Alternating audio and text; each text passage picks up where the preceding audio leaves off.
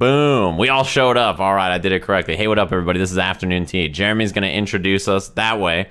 Damn it. I got mixed up by my I own don't overlay. even know where it is, but I know that Brian F is below me, and to the bottom left of me is Filipinoman, and across from me, down the hall, is Sajam. Welcome, everybody. We've re-upped on our tea. You know, I hope you guys brought your favorite brew. We haven't been here for a very, very long time. I think the last time we've convened is before EVO. We had our predictions, and it's been a long time since then. I kind of wanted to talk about how your guys' EVO went. I know Brian doesn't remember much of it. I don't remember much of it, but damn, it was a pretty crazy finals. I did like 40 hours of commentary, and yeah, I was really tired. That's how I remember my whole EVO. That's like every EVO I've ever been to be honest. So yeah, that sounds about right. I mean, majority of my work was the jump off. That was pretty cool, being able to see all the games at once. Oh, I did get to sit on the jump off with Steve when they announced the Riot fighting game. That was pretty cool. The worst kept secret. They called it the worst kept secret in video games that the Riot fighting game was being developed. That was pretty cool. The cool thing about that is that I knew it was going to happen, right? They had warned me that I had to ask a specific question and that there was going to be an answer to it. But Steve didn't know anything.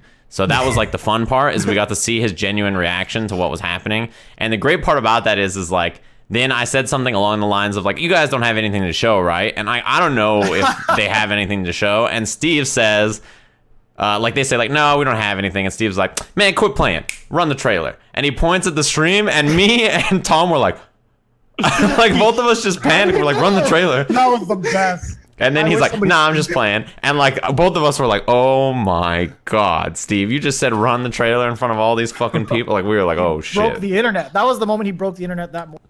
Nobody else watched the rest of the stream, but my God. They're like, where the fuck's the trailer? And I was like, I didn't know what to do. I was like, I've not been ever prepared for this moment.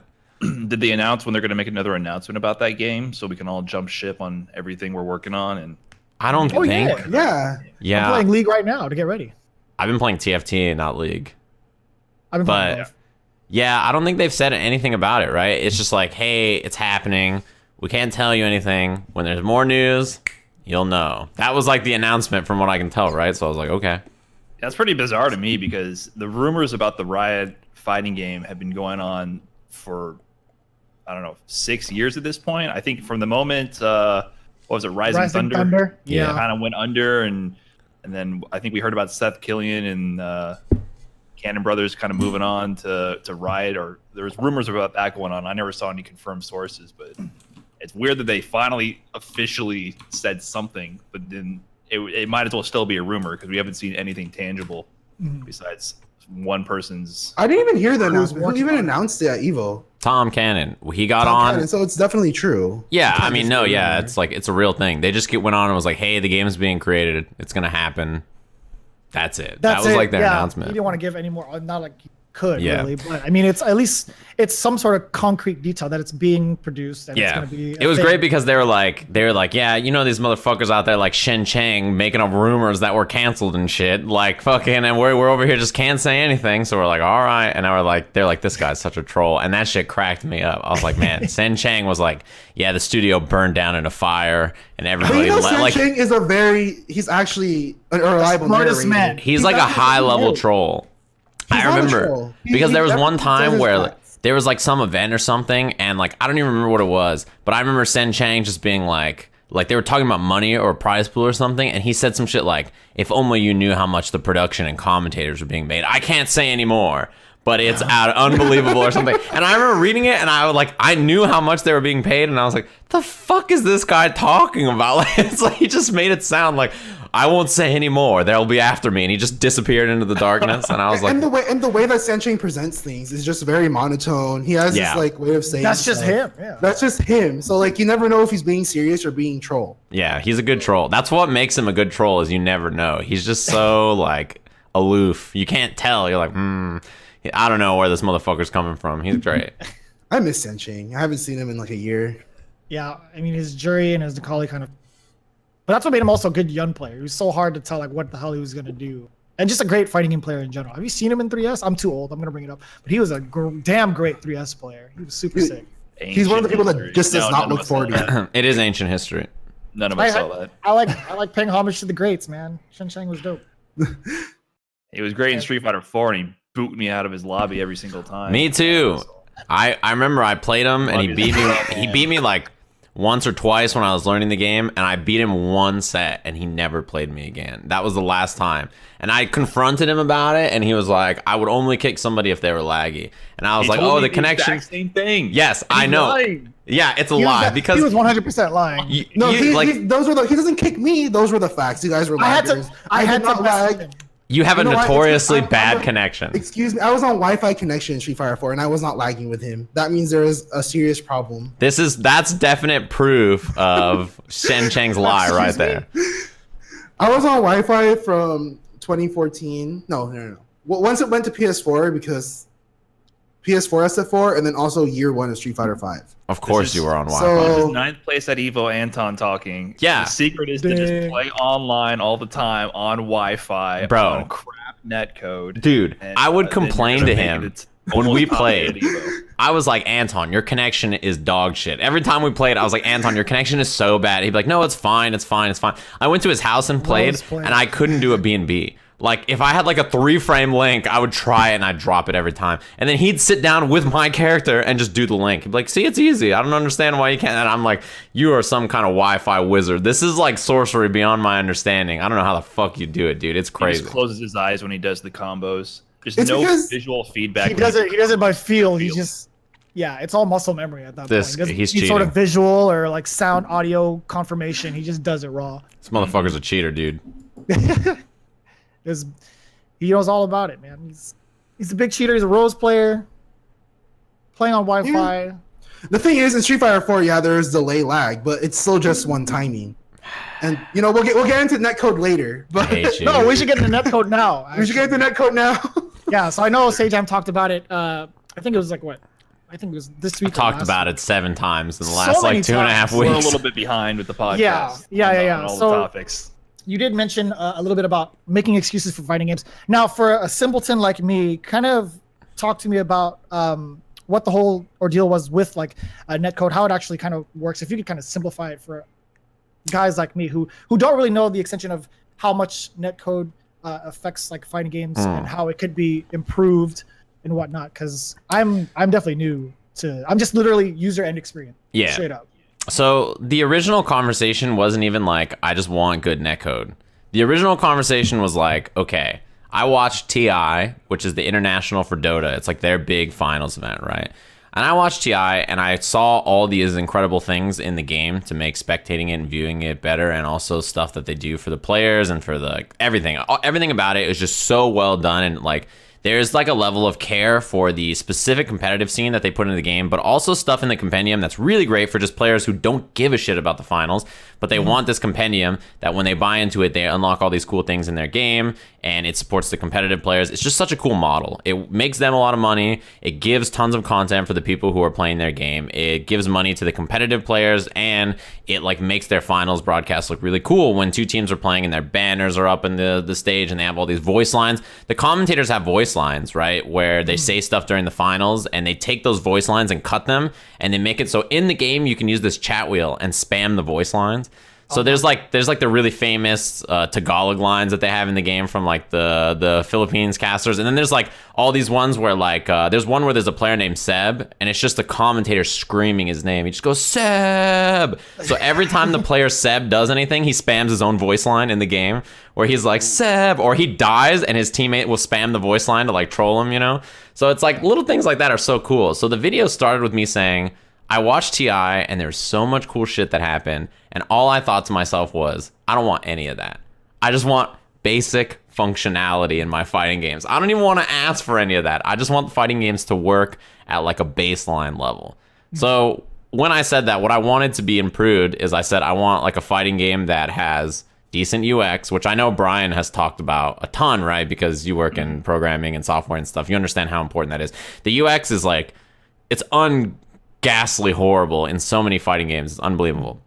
I said like UX, I said decent rollback netcode, right, is another thing that I wanted. And then I said like single player content and training mode that works. Those are like the 4 things that I asked for, I think, that I said like, okay, I want like really just basic features. I don't want anything fancy. You don't have to do a compendium. You don't have to throw a bajillion-dollar tournament. I just want fighting games to function and be a complete package when they came out. So that's where the conversation started. And maybe Brian should talk a little bit about his UX woes, because I've heard you talk about that a lot. Yeah, well, I mean, I'm not a UX guy, but you don't have to be you just have to be human to pick up a fighting game and realize that shit doesn't make sense half the time. Yeah. I guess the most recent experience was I was just playing KOF 13, which is, it's kind of an old game to pick on, but yeah, you go into training mode. I selected a character and I picked the wrong color, and I was like, oh, let me back up to be able to change the character's color. And then if I hit back, the only option was to go back to the main menu.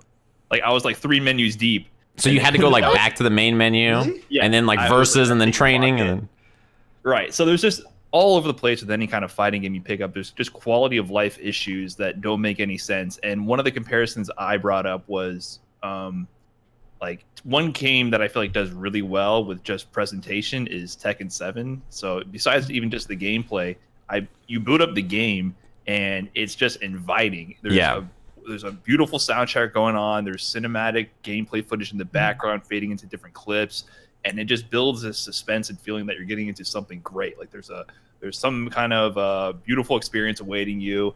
And then I boot up Street Fighter 5, and it literally looks like the time logging app I have for work. It gives me the exact same feel and presentation of here's the different sections, you're logging your hours for this task and that task, and it's the exact same UI for that experience. And so just across the board, there's just inconsistencies with how games are presented.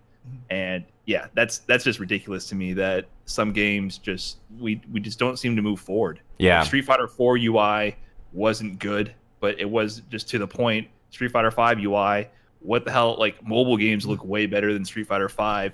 It's just I don't understand why there's so many issues that are not only solved previously, but they just go backwards. Sometimes, like across sequels, they move backwards, and we're never moving forward. And these little details matter to keeping people in the game and keeping casuals playing to the point where they actually want to learn about the community and go beyond just campaign mode and a few matches online. Yeah. That was something that like, so I guess my full list, Moss corrects me in the chat, was UI, or I meant UX, UI/UX, netcode, training/tutorial, so a training mode that teaches you the game, and instant rematch online. Instant rematch is another one, I guess that's kind of UX related sort of. But yeah, like the weird thing to me when you talk about that is like, even something when I try to play Sam Show, bro, trying to navigate Sam Show's menus and figure out how the fuck to play another human online is like one of the most frustrating experiences ever. It's like so crazy how bad it is. And what I think the most important part of what you said was something that I got into too, is that this is a solved issue. There are examples of other fighting games that have done all the things that we've complained about already. And like the crazy thing is that it's not even like, if you say something like, well, the Japanese companies don't watch any of the American products to improve. First of all, well, that's fucking stupid. But second of all, even if that's the case, there's other products in Japan that have done UI or tutorials and stuff like that that just make sense. And then like, it's like they don't see the other things that the companies are doing and like implement them into their game in a way that makes sense. Like there's these cool lobbies and stuff that Arc does in their games a lot of times, right? They don't always work well or anything like that, but there's like the lobby system is a cool idea, especially like the Guilty Gear lobby. And then you compare it to like how a battle lounge works in Street Fighter, and it's like, why can't I have 8 people in one lounge playing 4 different games? Like that seems something that's like, okay, it's just the lobby that lets you play 4 different matches on these cabinets, and that's like something that Guilty Gear's had for forever. And it seems like, man, that'd be really nice to have, where you guys can just rotate around and play different matches, or people can wait or whatever. Instead, we just have this rigid lobby system where it's 2 people playing and everybody else just sits there and waits, right? And it's like, it's such a weird thing that like other companies know how to do this, and it's like, well, they can't. I don't know how they can't figure it out. The lobbies even work on a technical level, because Street Fighter has had issues off and on with lobbies just not working. Yeah. So, I mean, beyond even just user experience, there's just quality issues with fighting games, which is insane to me in 2019. But a little bit of this, I think, is with how games have become a much more service-orientated thing rather than being a product that comes out once and you can't patch it. Yeah. So we do see a lot more games coming out that don't work, which is bizarre. But I really feel like fighting games sometimes just don't work, and I feel stupid paying $60 for them. Yeah, I'm totally with you. Somebody brings up Tekken lobbies too. My big thing is like why it's impossible to have instant rematch in 2019. Why does it take 2 minutes of loading between every match? Cinematics, it takes way too long. Because there's instant rematches locally. right? It takes a little loading, but there's instant rematch locally for this game. If your game doesn't have instant rematch, the amount of time, like fighting games are not long matches. So, you know, when you play a MOBA, it's like 40 minutes. You sit down and you play. That's one thing. But in a fighting game, a match can last like, you know, a minute or two. And then I have to wait 2 minutes for another loading screen. Then a minute or two. And then 2 minutes. Why can't I just instant rematch, you know, online? Like, that seems like some basic functionality that should be available. And like some games can do it and some games, they don't have it. And it just seems so strange to me. I feel like that's one of the reasons why I stopped playing Tekken 7 in the first place. I mean, they patched they updated the functionality after release so that you could hit rematch within the same, like rematch at the end of the game rather than going back to the lobby. Yeah. But because I had to go back to the lobby each time to play, you know, I wasn't going to be a hardcore competitive Tekken player. I was just playing for fun. But I hit the wall where I was like, all right, I lost, I got my ass beat. Let me try to immediately rematch, think about what just happened, and try to adjust from there. By the time I got back to the lobby, hit rematch, are you ready to fight? And all that loading. Get ready for the next battle. What the hell happened? I don't even, there's 300 moves. I barely recognize the animation. I'm like, I'm looking for this one kick that goes in this direction. If I see that, I'm going to duck it and I'm going to do this punish. By the time I got back, I forgot what even I was looking for. And it just took way too long to grind matches. And I dropped it. And I think that's coming from someone who is willing to invest time into a game to get good at it. Yeah. Think about an average casual person who probably hasn't hit that enlightened point where they recognize they have to get their ass beat to get good, and they're trying to you know, work their way through their first fighting game and dealing with the frustrations of it. You can't have user experience frustrations on top of the already frustrating experience of learning a new game. It's just a recipe for just making sure that these games are not welcoming to new people. Yeah. What are you going to say there, Anton? I actually can't recall what Tekken does. I feel like even with the quick rematch, it still has to reload, right? Yeah. And it still takes a while. Yeah. Yes. Like, it just, I don't know how they can like lower load times, but Street Fighter 5 did it. Like, you think Tekken should be able to do it too? Yeah, the fact that there's no instant rematch is so mind-boggling, right? Because I've been playing BB Tag, and BB Tag doesn't have it unless you're in like a lobby, and then it gives you like a 2 out of 3 or whatever. But even still, I have the same issue in BB Tag, which is like, okay, there's this thing that I just recognized that happened, and I need to fix that, right? There's like an instant solution. Like, okay, I know that this is something I've been fucking up on. Next time it happens, I'm gonna fix it. And then I gotta like go out, we have to load back into the match, we have to fucking repick our order. And like, because of the way the UI works, even sometimes when I'm waiting to pick my order, I'm like mashing, I'm like boom, boom, boom, boom, boom, boom. And then it like loses an input, and then I get like the second character first or something. And I'm like, oh God, now I got the other character on point instead of the character I want. And it's like all messed up and shit. And I get into the match, I'm like, what the fuck was I supposed to do? And then can't escape from crossing fate, and I just explode. I'm like, oh shit, I forgot. So it's like too late, right? I'm like, fuck, I can't even get in there and like do what I wanted to do. It seems like it should be such a straightforward thing. In 2013, KI had rematch in your lobby. It's like, whoa, it just boggles the mind. I mean, even like, I don't know. It just seems like so crazy, right? Like, how is it so hard for modern fighting games to have something that seems like such an important feature for the game? Out of all the games that you've played up until this point, which game do you think has the complete package when it comes to like the UX, UI, having these kind of quality of life like options to quick rematch and just make it a very, very smooth experience for both like casual players and like hardcore audience? Probably, I mean, KI is a good example, mostly because the netcode is also good. I think Skullgirls, anything with well-implemented rollback. I think NRS has done a great job with a lot of their lobby systems and like the stuff they've implemented. As like a streamer, one thing that I love about NRS lobbies is they made Forever King mode, which is like a King of the Hill lobby, but whoever creates the lobby always stays, which is great if you're a streamer. If people want to come in and play you, no matter what, you can just keep playing viewers over and over, and they can cycle in and out, and I don't have to like rotate back, wait for everybody to play for 7 games, come back. Like, that's cool as like a streamer too. I think that's a cool idea. There's a lot of things like that in the game that exist that I think they did a good job with. But in general, it's just, yeah, it's hard because how many games actually have that complete package? Not very many. I feel like when it comes to at least the Japanese companies and Japanese developers, I feel like the closest thing would probably be Unis from my experience in terms of like the tutorial system, what they have for being able to go into matches quickly, like person to person. And at least in the lobby, you could set it up where it's like 1st to 10, you could just hit rematch and it'll be. Yeah, I like Gears lobbies and rematch system too. The UX to get there is a little weird. But I think overall that's fine too. There's a few things. The issue is that it's rare that they have those things plus good rollback or good netcode, right? Which is like another big issue. The netcode situation is almost always bad.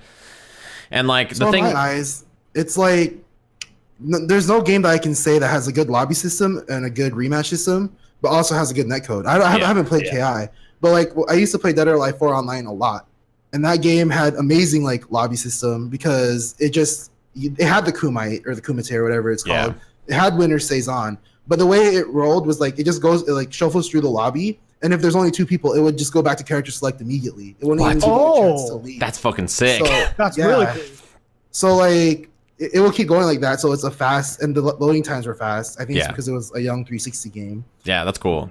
That is definitely an issue with lobbies for sure. No, Dead or Alive lobbies just like regress so much. Like, really, it's so terrible now. I feel like why is it a thing? Lobbies on release. They had no lobbies. They had no player matches on release. I don't understand that. Like it's they brought out a new product and they didn't like copy paste from their like. I mean, it reminds me of like versions of the game. It reminds me of like when Street Fighter 4 had instant rematch and Street Fighter 5 had the thumbs up. Like how did that happen, right? Like how, and then it's like, come on, how could that be?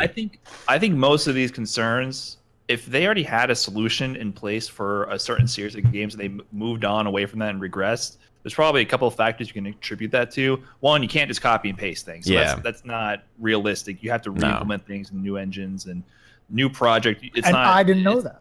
Never that simple as a copy and paste, right? Okay. And then, so if you need to re-implement a certain design, you have to be able to have the time and the money and the know-how to do it. People move on from teams, so you can't. Even though I can imagine that they probably wanted a 2-player rematch in Street Fighter 5. It's crazy, that game right? That game came out at most 15% finished. Yeah. You know, the game was crap when it was released. It was one of the worst software products I have ever paid money for in my entire life when it released. The game was fine. Once you hit play and you were in the game, it was fine. But everything surrounding it was terrible. So I think for the most part, what happens is fighting games are usually, besides like Mortal Kombat, which is doing exceptionally well, even Tekken's doing well. I think a lot of the fighting games that we are familiar with are not cash cows. They're not really making the big bucks. And I think that probably contributes to their budget constraints. And I think that also contributes to how featureless these things are or how well implemented these things are. Yeah. So I think it's a self-fulfilling prophecy in a way. They keep reducing the quality of the fighting games beyond the actual gameplay itself. And then they end up doing worse. They're not bringing in new audiences to grow the scene and increase how much revenue they're able to produce. And it makes me worried. I'm kind of concerned about the future of fighting games if the quality keeps staying this bad. The counterpoint to that is like the games that have done good rollback and stuff and the games that have done lobby system well are like US based products that don't have a lot of budget. Like Skullgirls, I'm sure Skullgirls had a smaller budget than Street Fighter 5. I'm sure actually the original KI, I don't know how much budget that had, right? But like it was scrapped together and it came out pretty quick. It was like a pretty quick like turnaround for that game. It was like a year turnaround or something, right? It was not a long time for Killer Instinct when it came out in 2013. And even something like Punch Planet or Fantasy Strike, which are like not huge budget developed games, right? These are not humongous, like just we have a fucking fortune of money to create this stuff. If you compare that to the budget of like something like, I don't know, like Tekken or Street Fighter or something, I'm sure that they're like, damn, I wish we had that much money. Yeah, I guess you saying that makes me kind of want to adjust my point. I guess it's not just a budget constraint, and bureaucracy constraint. Smaller companies are always going to be able to move faster, and I'm not saying, NRS is a small team, but, especially for indie fighting games, these are usually passion projects from people who are passionate and know what they're doing. And they can do whatever they want. Yeah. And so if a developer and Street Fighter team is like, hey, let's implement GGPO and pay for a licensing fee, he's going to have no say versus the corporate higher up is like, let's build it in-house, do it ourselves. You guys know how to do this, right? No, we wanted to license GGPO. Now you had to learn on the fly how to do this. Yeah. Oh, this is taking too long. Just make a solution now that works and meets the deadline. So it's more like corporate bureaucracy and all kinds of different issues in culture and companies. I think that contributes to it. I also feel like there's just so much like backlash when it comes to it, where people who have been playing for a long time say it's not a big deal, and these are people that like defend these games to the death, but they have like high influence in the community. So when people say like it's okay to ignore it, like it's not that big of a deal, you should play the game for what it is, that really holds games back from improving and progressing to being better games. Yeah, I was trying to bring up the tweet from NyxRose. That tweet. We got a little spat over that. Where is it? Go to your local tweet. Link it in. You guys are complaining about Netcode in 2019. Y'all better go to your local scene and support that. It's one of the stupidest things I've ever heard in my life. That is so fucking dumb. I can't believe that he would say something like that. First of all, he lives, and I think it's just so ignorant to assume that people even have locals they can go to. They're in a position where they can support locals. If you just bought a fighting game from Best Buy for $19.99 because it's on sale and you want to try it for the first time, why would I immediately find a place online, Google up some dude's garage and go drive over and play there? Dude, it makes no sense. The games need to be good enough. Can you imagine as they are as a product in 2019 to get people hooked so that they want to learn about the FGC and play more? Can you imagine? Like this argument's so crazy. It reminds me of the argument that fighting game fans don't have a lot of money, which is why people don't do compendiums and shit. Like when you say that someone has to buy a fighting game for 20 or 40 or 60 bucks and then say this fighting game's not complete. It doesn't have all the basic functionality you paid for. But not only that, you need to get in your car, pay money for gas, drive to an event and pay 10 or 15 bucks to play video games there with someone offline and hope that they end up having the DLC for whatever this non-completed game is, and then drive home, and you have to do that 2 to 3 times a week because the netcode is bad and the game's not complete. So instead of just buying the game once for 40 bucks and being able to play online forever with functional complete, like a functional complete product should, you instead have to spend money every week to get something out of the game that doesn't exist because they just didn't include it.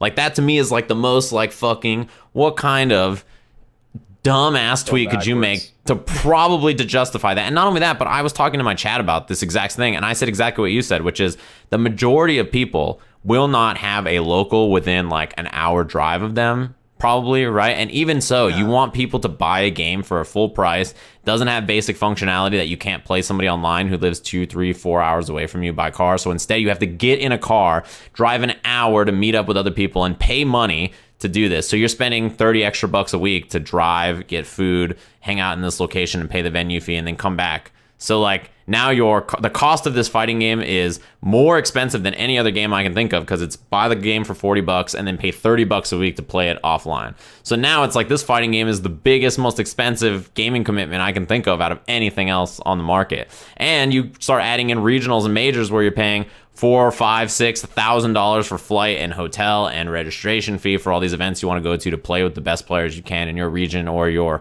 country. And it's like, it costs a fucking fortune to start doing this shit. So it's like, it just boggles the mind to me, right? It's crazy. I could easily say I'm in the hole for thousands and thousands of dollars. You and me, my passion for fighting games is free. Yeah, that's barely scratching the surface, very man. Yeah, it's crazy, right? And like the people in this call have we are the 1% of the amount of money we've probably made in fighting games versus our investment. That's what's crazy, right? Like, it's unbelievable. That's what's so ridiculous to me about statements like just go find a local if the netcode doesn't work. Do you imagine telling Call of Duty players, like telling Call of Duty players, you buy Call of Duty for 60 bucks, and instead of saying, well, there's a 16-man online mode, the netcode doesn't work, just go round up 15 people and play like a LAN of the game. Yeah, are you fucking stupid? PC center or PC Bang Center. Are you fucking stupid? That's the stupidest thing I've ever heard in my life. It's kind of silly. It really makes me mad because from 2003 to 2009 or whenever the dark ages were, there was literally like no one playing these games. Like it was a very niche community, like even nicher than it is now where we get like 5,000 or 2,000. That's still extremely niche. But like Street Fighter 4 revitalized the community, and people will like hate me for that, but it really did. And that's because of the online functionality. It's a common statement, but people always are like, no, Street Fighter 3 Strike was doing just fine without Street Fighter 4 being there. But no, it really was Street Fighter 4 like revitalizing a brand new like addition to the series with the online gameplay. Yeah. And through that online gameplay, you met these people that told you where shoryuken.com was, who told you where all these players are meeting up, and that's how it grew. And that's because the online was barely good enough. And it was barely good enough back then because it was new. It was a new concept for fighting games to have online play. But at this point, the online play is what like makes everyone better. And I feel like that's what online should be the number one priority for fighting games. That's one thing about that. When you say the number one priority, that's crazy, because when I made that tweet and video talking about netcode, lots and lots of devs said there's no ROI on online fighting games. And I was like, I can't imagine that's true, because the online portion, you playing another player online in fighting games is 95% of the game most of the time. Like, you have single player content, and once that runs out, you need to play against another human. If you don't have somebody right next to you, unless you can teach your dog how to do, fireballs and stuff, like if you don't have somebody near you, you have to play online. That's part of the process of playing. And when I talked about, netcode and stuff like that, and I discussed it, there was a lot of people who are like, rollback is bad. It doesn't work the way I want it to work. It's just not, it's not implemented well. And what I want to do is first and foremost apologize that the only rollback game you played is Street Fighter V. I'm very sorry you happen to get the one game that I can think of with non-functioning rollback netcode. However, if you play rollback netcode in almost any other game, you're going to have a completely different experience. And the thing is that really is, so on the discussion now of netcode and like how it works and stuff, the thing that I don't think people realize is a lot of people say, why rollback when I have great connections with people on delay and it works perfectly fine? I get 3-frame delay connections with people and it works well. I have bad news for your argument.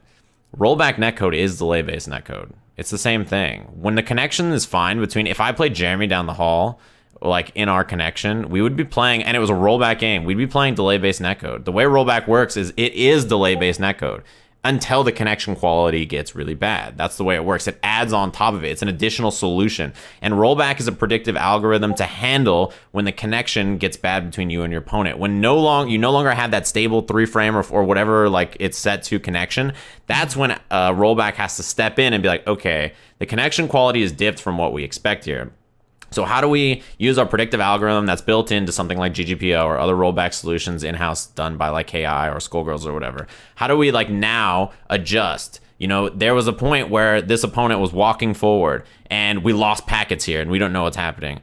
Well, let's just show the character continuing to walk forward. And once the game catches up and we see, okay, well, we received packets during this time. And now that, this dead zone that we had here, it turns out he just walked forward the whole time. So a rollback happened. You didn't see it. It's not visual. He was walking forward. The opponent keeps walking forward for those few frames, and the game catches back up and synchronizes, and you can't tell the rollback happened at all. It looks the same. It feels the same. The exact same thing happened. That's how good rollback's supposed to work. And if you think about how fighting games are designed, most of the time, fighting game animations and attacks and things that we do take a long time. Like, think about when your opponent does, like, a medium button or a heavy button, right? It has, like, 5 frames of startup and, like, 7 frames of recovery. It has, like, the total thing is, like, 15 frames or something, let's say. If somebody hits that medium button, and then after they hit that medium button, you lose all of the, like, packets, the whole connection just drops. It gets horrible quality. Your mom kicks the router like it's a football. She just punts it. And when that happens, all of those 14 frames from then on, the game just knows, well, he hit a medium button. He's going to be in recovery for this amount of time. If that attack whiffs, you can walk up and whiff punish it. We don't need to do any prediction. It's impossible for him to change what he's doing during this medium punch. It just exists on the screen. It happens now. So let's play it out. And if at any time during that medium punch, the connection snaps and it gets back to where it's supposed to be, you're back in real life. It resynchronizes. It says, well, he did a medium punch. There's nothing else that could have happened. The medium punch came out. It went. That was a rollback. You didn't see it, but it happened. It occurred, and it's beautiful. It's such an interesting and fascinating and well-done solution for a game like fighting games where things have long animation periods and long recovery times and long moments where once something is committed to, there's nothing that'll change on the screen to stop you from doing it. I didn't realize that's how it worked. Yeah, that's how rollback works. You're stuck in a certain state for a certain period of time, and then there's a limited number of options based on that state. Yeah. So you can definitely write algorithms to predict what's going on. And what I also think people are doing when they talk about delay-based netcode without rollback being the best is they have extremely selective memory. Yeah. Extremely selective memory and extremely selective sample sizes, because on top of having delay-based netcode and not having good rollback, fighting games also have really crap matchmaking. So in the past Street Fighter 4 lobby system, matchmaking didn't exist. You just had a ranked lobbies. You had open lobbies, like player lobbies without any points, and you had ranked lobbies with actual points on the line. And you just had to manually choose your opponents. Yeah. So what would happen in Street Fighter 4 is I would go, okay, I chose this guy's lobby that he was hosting. That connection was garbage. Let me mentally remember to not play this garbage connection Blanca anymore, because I can't react to a damn thing. He's jumping at me, and I'm 16 frames underwater. I clearly anti-air, but I got stuffed every time, and I can't block these hop cross-ups. All right, that was garbage. Let me go and choose another guy. Oh, this guy has good connection, and I beat him every time, so let me play him over and over and farm him for points. Wow, Street Fighter 4 Online is so much better than Street Fighter 5, But if Street Fighter 4 did a matchmaking system where it's like, yeah, this Blanca guy is 5 bars, we're gonna match you with him every other game, you would be hating your life. Street Fighter 4 had so many unplayable conditions and so many unplayable connections, and it only functioned in players' minds because they selectively filtered out all the bad connections. Yeah. And Is they that a had UI thing? small set of people that they played against, and they had a mental list of who they would play against. Oh If yeah. we had real matchmaking with every delay-based single netcode, you would see how bad it was. Yeah. So I think people are just not really realizing the big picture. We need stable netcode with rollback, and we need good matchmaking. And I shouldn't have to think at all when I want to play online. I should just hit a button and it should give me a good connection with a real human, and it should work. And delay-based netcode does not offer that solution. It does not work. And the thing about rollback is everybody knows if you play a 3-frame delay connection and it feels great and it's awesome, it feels great, right? The great thing about rollback is it will consistently feel the exact same as that 3-frame delay connection, right? That's how it's supposed to work. That's how it's designed to work.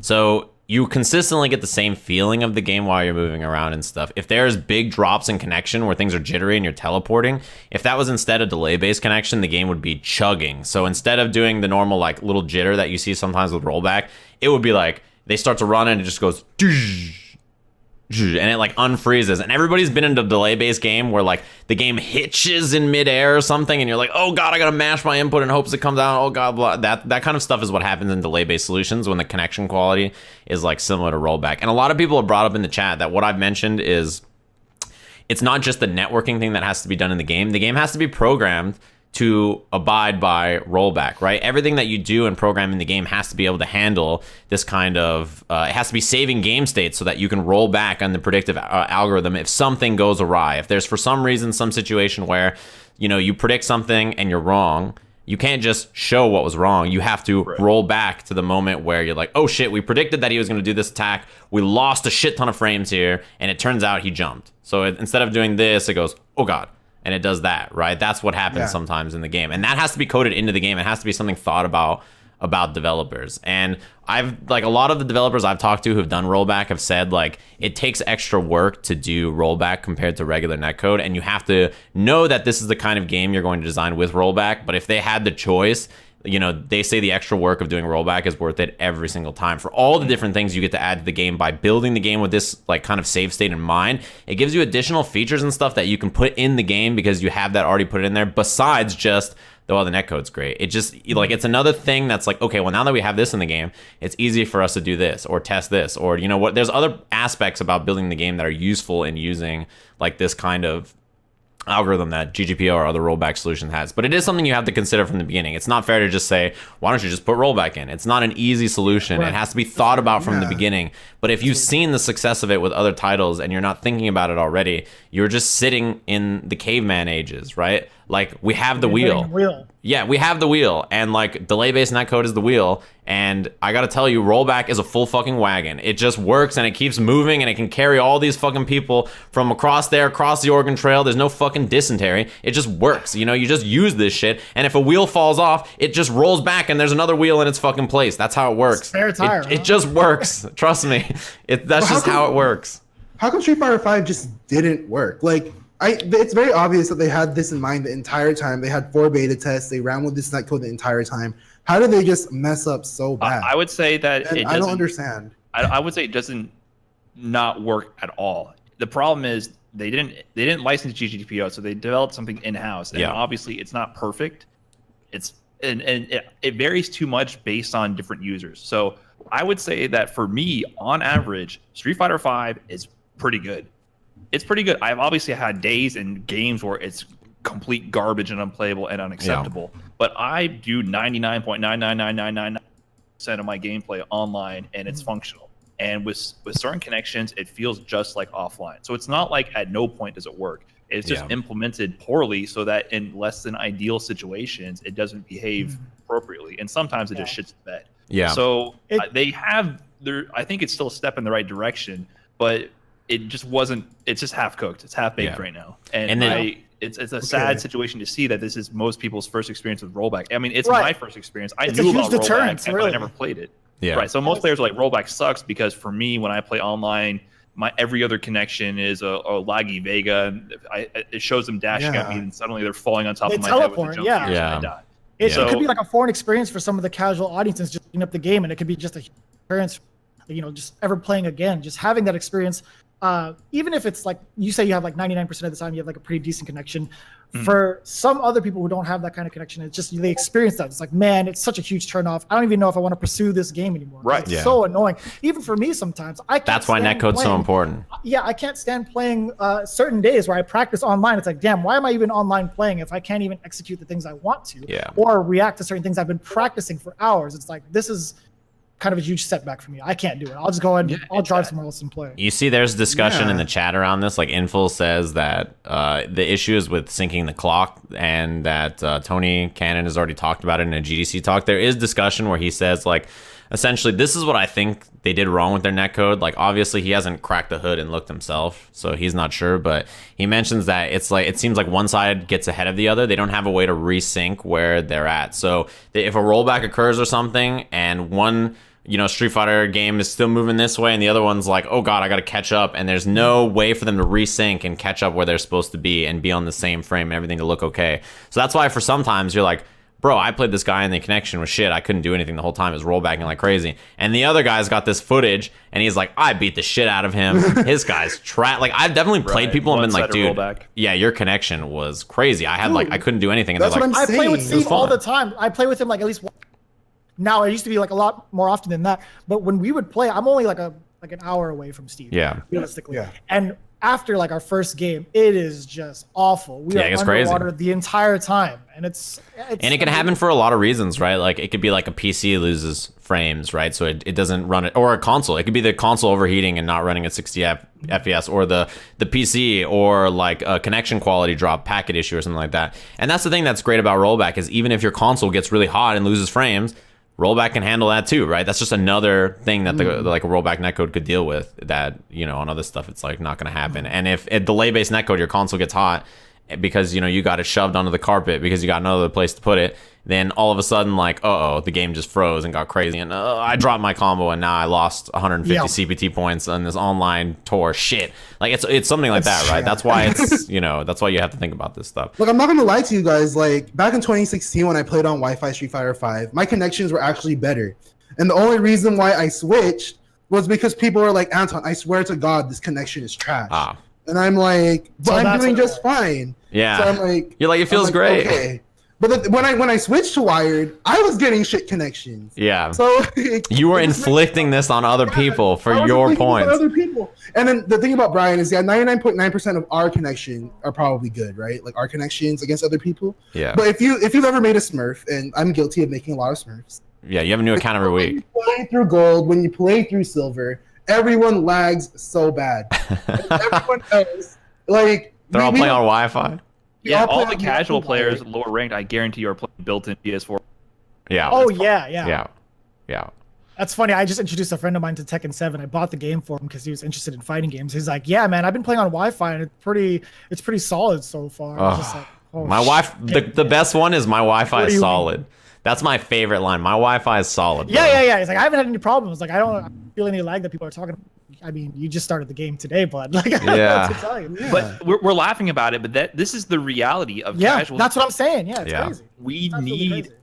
crazy. There's an argument to be made here that we kind of glossed over, I think, a little bit, is that fighting games aren't online friendly as games, but which I think some people push that too hard. I think fighting games should be able to, with optimal netcode, work just fine. But yeah, the 2019 people are gonna play on Wi-Fi. Every console comes with built-in Wi-Fi. Yep. The Switch, I have to go out of my way to buy buy an anything, adapter to even play wired. So That's right. These games Yeah, need to yeah, yeah. behave in the most common setting. They need to behave optimally. Yeah. And I do think that we have to consider that fighting games at some level need to be designed in a way that it's online compatible. Like Street Fighter 4, I love one frame links, and I love the combo routes where I can do the easy 3-frame link for minimal damage, and I can go the optimal 1-frame link for better Oki damage positioning, whatever Yeah. I want to. Whatever Right. you want to choose, right? But there's a risk involved with that. If I want to go for this 1 frame to squeeze some more juice out of this combo, I know I might drop it. But that is not necessarily that compatible with an online environment. Yeah. And you can see with Street Fighter V, they implemented a 3-frame buffer, which is new for Street Fighter as far as I'm concerned. I don't think previous iterations before Street Fighter 4 had that either. I don't think so. And I know a lot of other games have some kind of chain system or buffer system, and Street Fighter never had that. You can see they took steps to make this more online friendly, and they got rid of that complete design philosophy from Street Fighter 4 of having these different combo routes. And I think that fighting games, I mean, I really enjoy one-frame links and execution requirements to, you know, so people can separate themselves, but maybe the links aren't the way to go. Like, that's something that people need to consider, that it's not that online friendly. And we need, as a community, I think, to be prepared to be in an online environment. Online CPT shouldn't be a joke. Yeah, This should be something that that's a take. every other type of game that's an esport does online qualifiers, and those are legit tournaments, and then that's what determines if you get out to the big offline leagues. I shouldn't have to risk every single tournament $1,000 to go over to some random place to go 0-2 and be like, well, better luck next time, next tournament. Let me go get another hotel and another flight. So I mean, it's something to consider. There's so many things about building a game with good netcode that just goes a long way. And you talk about the design aspect of it and having like a buffer, even stuff like most of what I understand about rollback.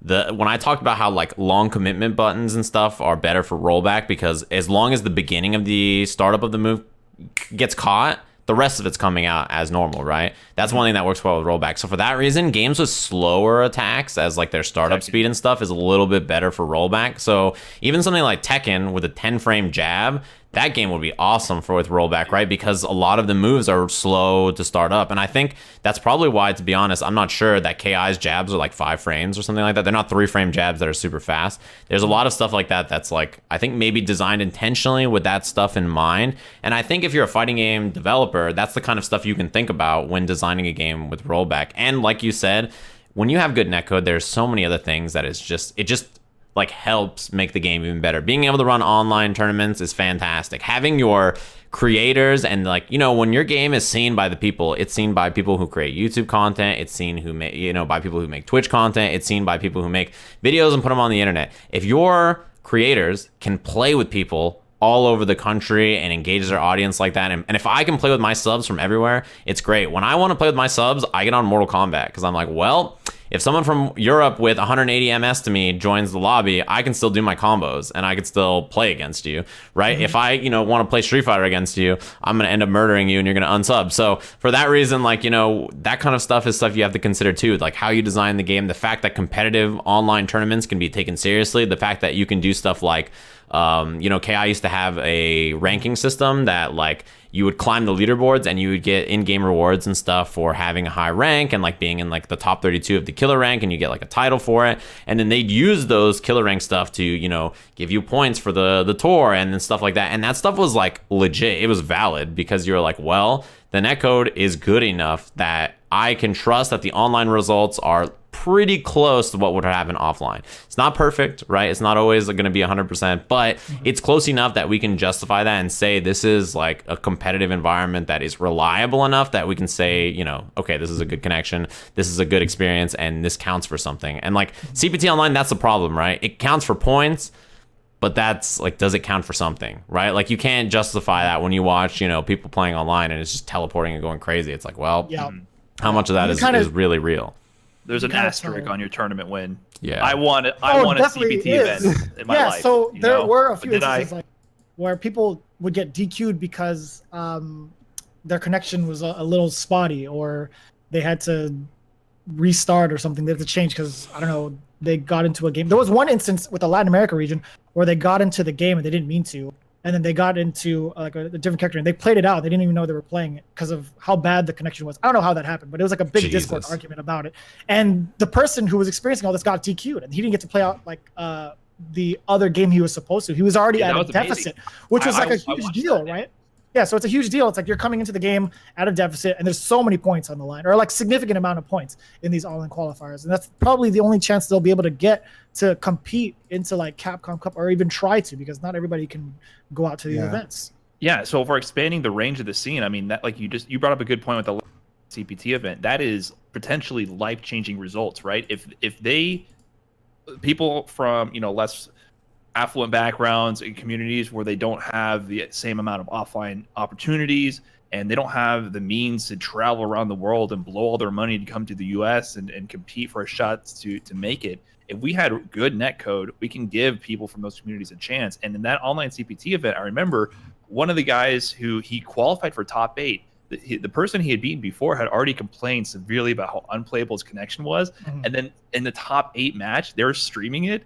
And then the guy who had to play the previously reported lagging person, they got into the game and he didn't move. And in the Discord, he was like, I'm not playing this guy. I refuse to play him. It's actually unplayable. And they're streaming the top 8 and they're like, oh, I think we have some technical difficulties. I forgot who was commentating it, but it was you? Okay, that was amazing. That was beautiful. And he just flat out protested playing him and he got the guy DQ'd. And that's just a shitty situation all around. I feel bad for the guy he's like, I sat here all day playing. I earned my spot in the top 8, and now I'm being told I'm being DQ'd after I waited all day to play and I put my work in. And like, yeah, that does suck. On the other hand, if your connection is causing the tournament to be invalid, that sucks too for everyone playing you. And it's just a lose-lose situation. Yep, I agree.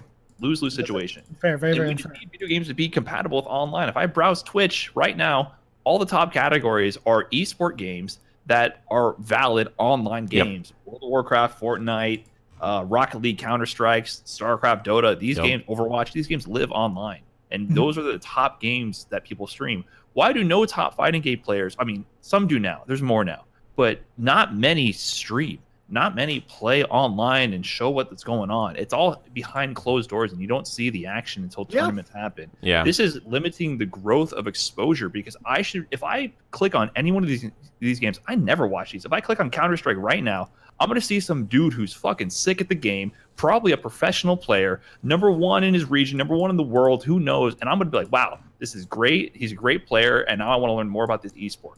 You cannot see that with Street Fighter. You cannot see that with any other game. You're going to go on Street Fighter, you're going to see me losing to online laggy people, a Tokido, you're not going to see, or whatever, playing actual quality matches. You're going to see them playing crappy ranked matches against, lower caliber opponents, because you cannot even schedule real training sessions online because of the limitations. I can't play the best in the US. Like, I have a limited set of people I can actually play against. I can't practice certain matchups, and it's a real detriment to scenes growing and just exposing the games to more people. Yeah, I mean, that's the thing where you look at Mortal Kombat and you know who are like super serious training partners is like Rewind and Sonic Fox. They live on the opposite side of the country. It's like Vegas and like Delaware / he's in New York now. So like Vegas and New York, opposite sides of the country. They're training partners. Guess who's in the finals of Celtic Throwdown against each other? Guess who are EVO champions who train with each other all the time because the netcode's great. That's like an advantage you have when the netcode is good enough to handle that kind of stuff, right? Is like you can play with the best players in your region or wherever. I mean, dude, on Sonic Stream, I watched him play Rewind, who's in Vegas, Dragon, and then Foxy Grandpa, who's in the UK, back to back to back. And those are like 3 of the best players in the world. When I got onto the beta of Injustice 2, when they had their netcode for that game and they were testing the connections, the 2 players I played in long sets, because I ran into them and we were like, hey, let's play each other, right? Was Dragon first, right? Because he's on the East Coast. We played a set. You can watch it on my channel. I'm fighting against Supergirl, who has like an extremely fast laser that goes across the screen, and I'm walking and ducking under this laser online from West Coast to East Coast, which is super hard to do. Then I played against Ketchup in the UK. Ketchup and Mustard were playing, and I ran into them. West Coast US to Ketchup in across the fucking world, and we're playing online, and he's playing like an Atrocitus, who's like a mix-up character, and I'm like fighting it, and I'm like, this is great. The connection's awesome. Imagine the difference if that was the... Like, imagine if, like, on Punk's stream, he could play against Problem X and they had a great connection and those 2 could train online in that environment. Or Brian could connect to somebody who's, in the UK, or people on the East Coast and the West Coast, no problem, right? Like that, it changes the playability of the game. It changes the viewership when, like, our categories are shitty when there's no tournament on. The viewership is super bad when there's no tournaments on, right? Because the validity of online play and the amount of creators that we have who can actually stream ranked and stuff and have decent matches is not that high. It's usually the entertainers who are going to do well in that kind of environment, which happens in other categories too. But the S tier players, even if they don't have personality that's like super explosive, can play online and have great matches. And you're just like, wow, this guy's incredibly good. I can just watch because he's good, right? For whatever reason. So yeah, netcode, there's like a million reasons why netcode is so useful for your game besides just it'd be nice for casual players to be able to jump on and play other people and not be like, wow, this is the worst thing that's ever like I've ever played in this era, Yeah. And if you guys wanted to see like more on that, I know again you streamed your input on it before it actually hit Yep. Reddit pretty hard. I'm gonna drop the link for you guys in the chat, so just so you guys could refresh yourselves with what we were actually talking about up until this point. If you guys haven't caught up, I do have to cut it off here. We've gone like way longer on Netcode. We're gonna change up the brew here. It's passionate subject. We actually have so I mean it's very, very important, but again, we got to change it up here. We had a pretty wild announcement in regards to a very, very sick character, in my opinion. Smash now has Terry Bogard. Shit's sick, dude. Through. It's fucking awesome. Excuse my language, sorry, but it's pretty damn cool. I'm an old guy, I like older games. So one of the biggest backlashes I've seen, like the biggest complaint is like, who the hell is this buff Pokemon trainer? Nobody I saw that. For this guy, who is this? Why is Sakurai putting this weird niche character from a buff Pokemon trainer plays? It's absolutely insane. But we want to be included in the FGC, by the way. Just well, to be honest, I think the majority of people who are saying that are like people who are like casual Smash fans who like don't know who the fuck this character is. And to be fair to them, if I looked at the Smash roster, like now, and I had never followed Smash before, I wouldn't know any of these motherfucking Fire Emblem characters with swords. I wouldn't know any of like, dude, I didn't play the F-Zero game, so I don't know who the fuck Captain Falcon is. Like, I don't know who the fuck this motherfucker is. I don't know. Fox McCloud, I remember playing his game back in the day. There's like mad characters in that game that like Shulk, I never played Xenoblade. Like, there's so many characters in Smash, I'm like, I know them as Smash characters. And so what the hell is Mr. Game & Watch? That's what I'm saying. Mr. Game & Watch is. I know what the fuck is Mr. Game. Why is he frying up sausages? I don't fucking know what the hell's happening, bro. You can't justify that. Be like, yo, man, why do you have Terry in here? Like, tell me about your experience with a Mr. Game & Watch when Smash Melee came out. Yeah, well, that's because those are Nintendo. You let me know. They don't care if they have to Google the character's name and to figure out who it is, as long as it's a Nintendo character. Game & Watch as a character is cool. Don't get me wrong. And to be honest with you, if I was a Smash fan and I Googled Terry and I saw what he looked like in KOF 14, I'm like, that's not even the same character. If you look at the Smash character, this is a well-modeled, visually impressive character. You look at the KOF 14 one, you're like, that's not even the same guy. That is buff Pokemon trainer. This is Terry. That's how that works. Released that already? Damn. There's a difference between the two models, a small difference. The trailer was pretty damn cool, too. Everybody trying to get the invitation. Yeah, that trailer was beast. These entitled Fatal Fury characters, man, they just thought the years of practice would let them into any tournament. Nope, only Terry Bogard. Oh yeah, the KOF 13 sprite though. KOF 13 is one of the best looking fighting games ever. That shit's incredible. So cool. Yeah, that game is beautiful. I kind of want to step in and defend a lot of the Smash fanboys who don't know anything about Terry, because you also, I mean, this is just how Twitter works, right? So you see some people go, oh, who is this character? And then FGC old heads, how the fuck do you not know who Terry Bogard is? The most influential fighting game character of all time. You must have never played a video game once in your life if you haven't known every single move and catchphrase this guy does.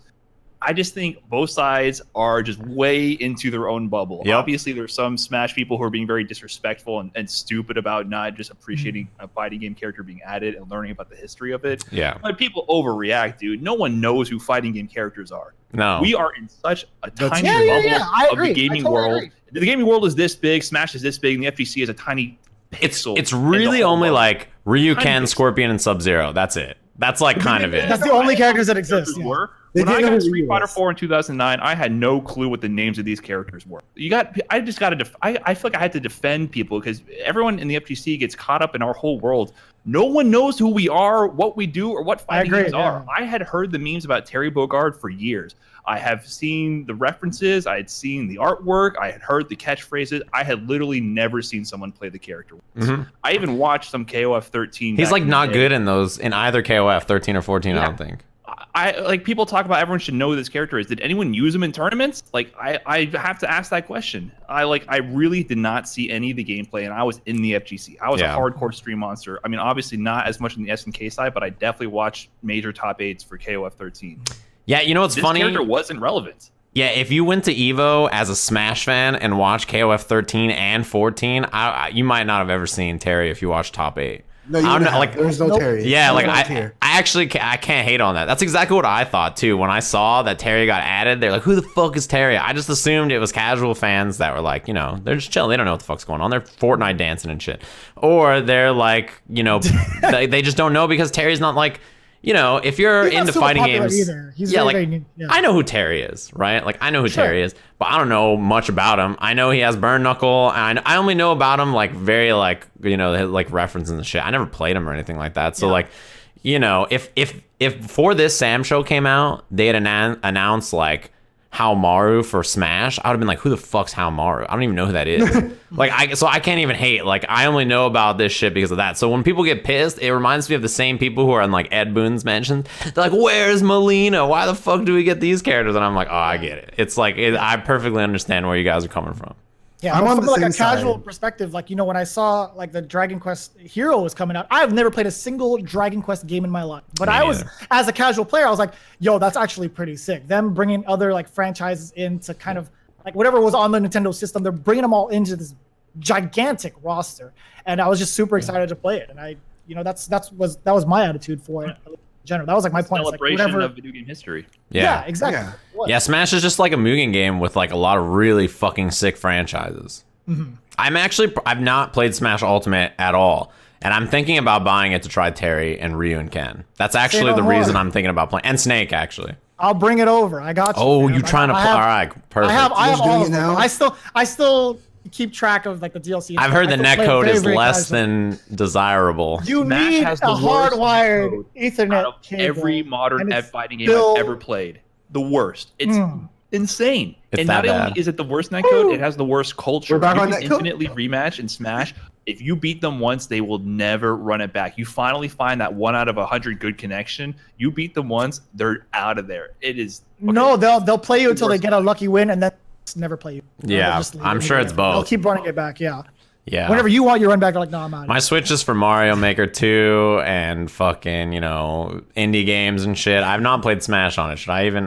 Maybe I shouldn't try. I want to try Terry. That's the only reason. I have the cartridge. It's not, What's it's not fucked the up, digital and I know copy. got somebody out there, the SNK fans are already typing, but as soon as I say, if I play Smash Ultimate, that'll be the first time I've ever played Terry before. These motherfuckers are gonna murder me. If I give you an arcade stick That's right why I'm now, totally I kidding. played if I give you an arcade stick right now, will you be able to like do all of your special moves by your like? Hell no, I don't know what the Hell fuck they no. are. Like, that's what I'm saying. Like the only reason why I know Terry is because I played in laundromats when I was younger, and I actually thought Terry looked cool when I was a little kid. Yeah. Me too.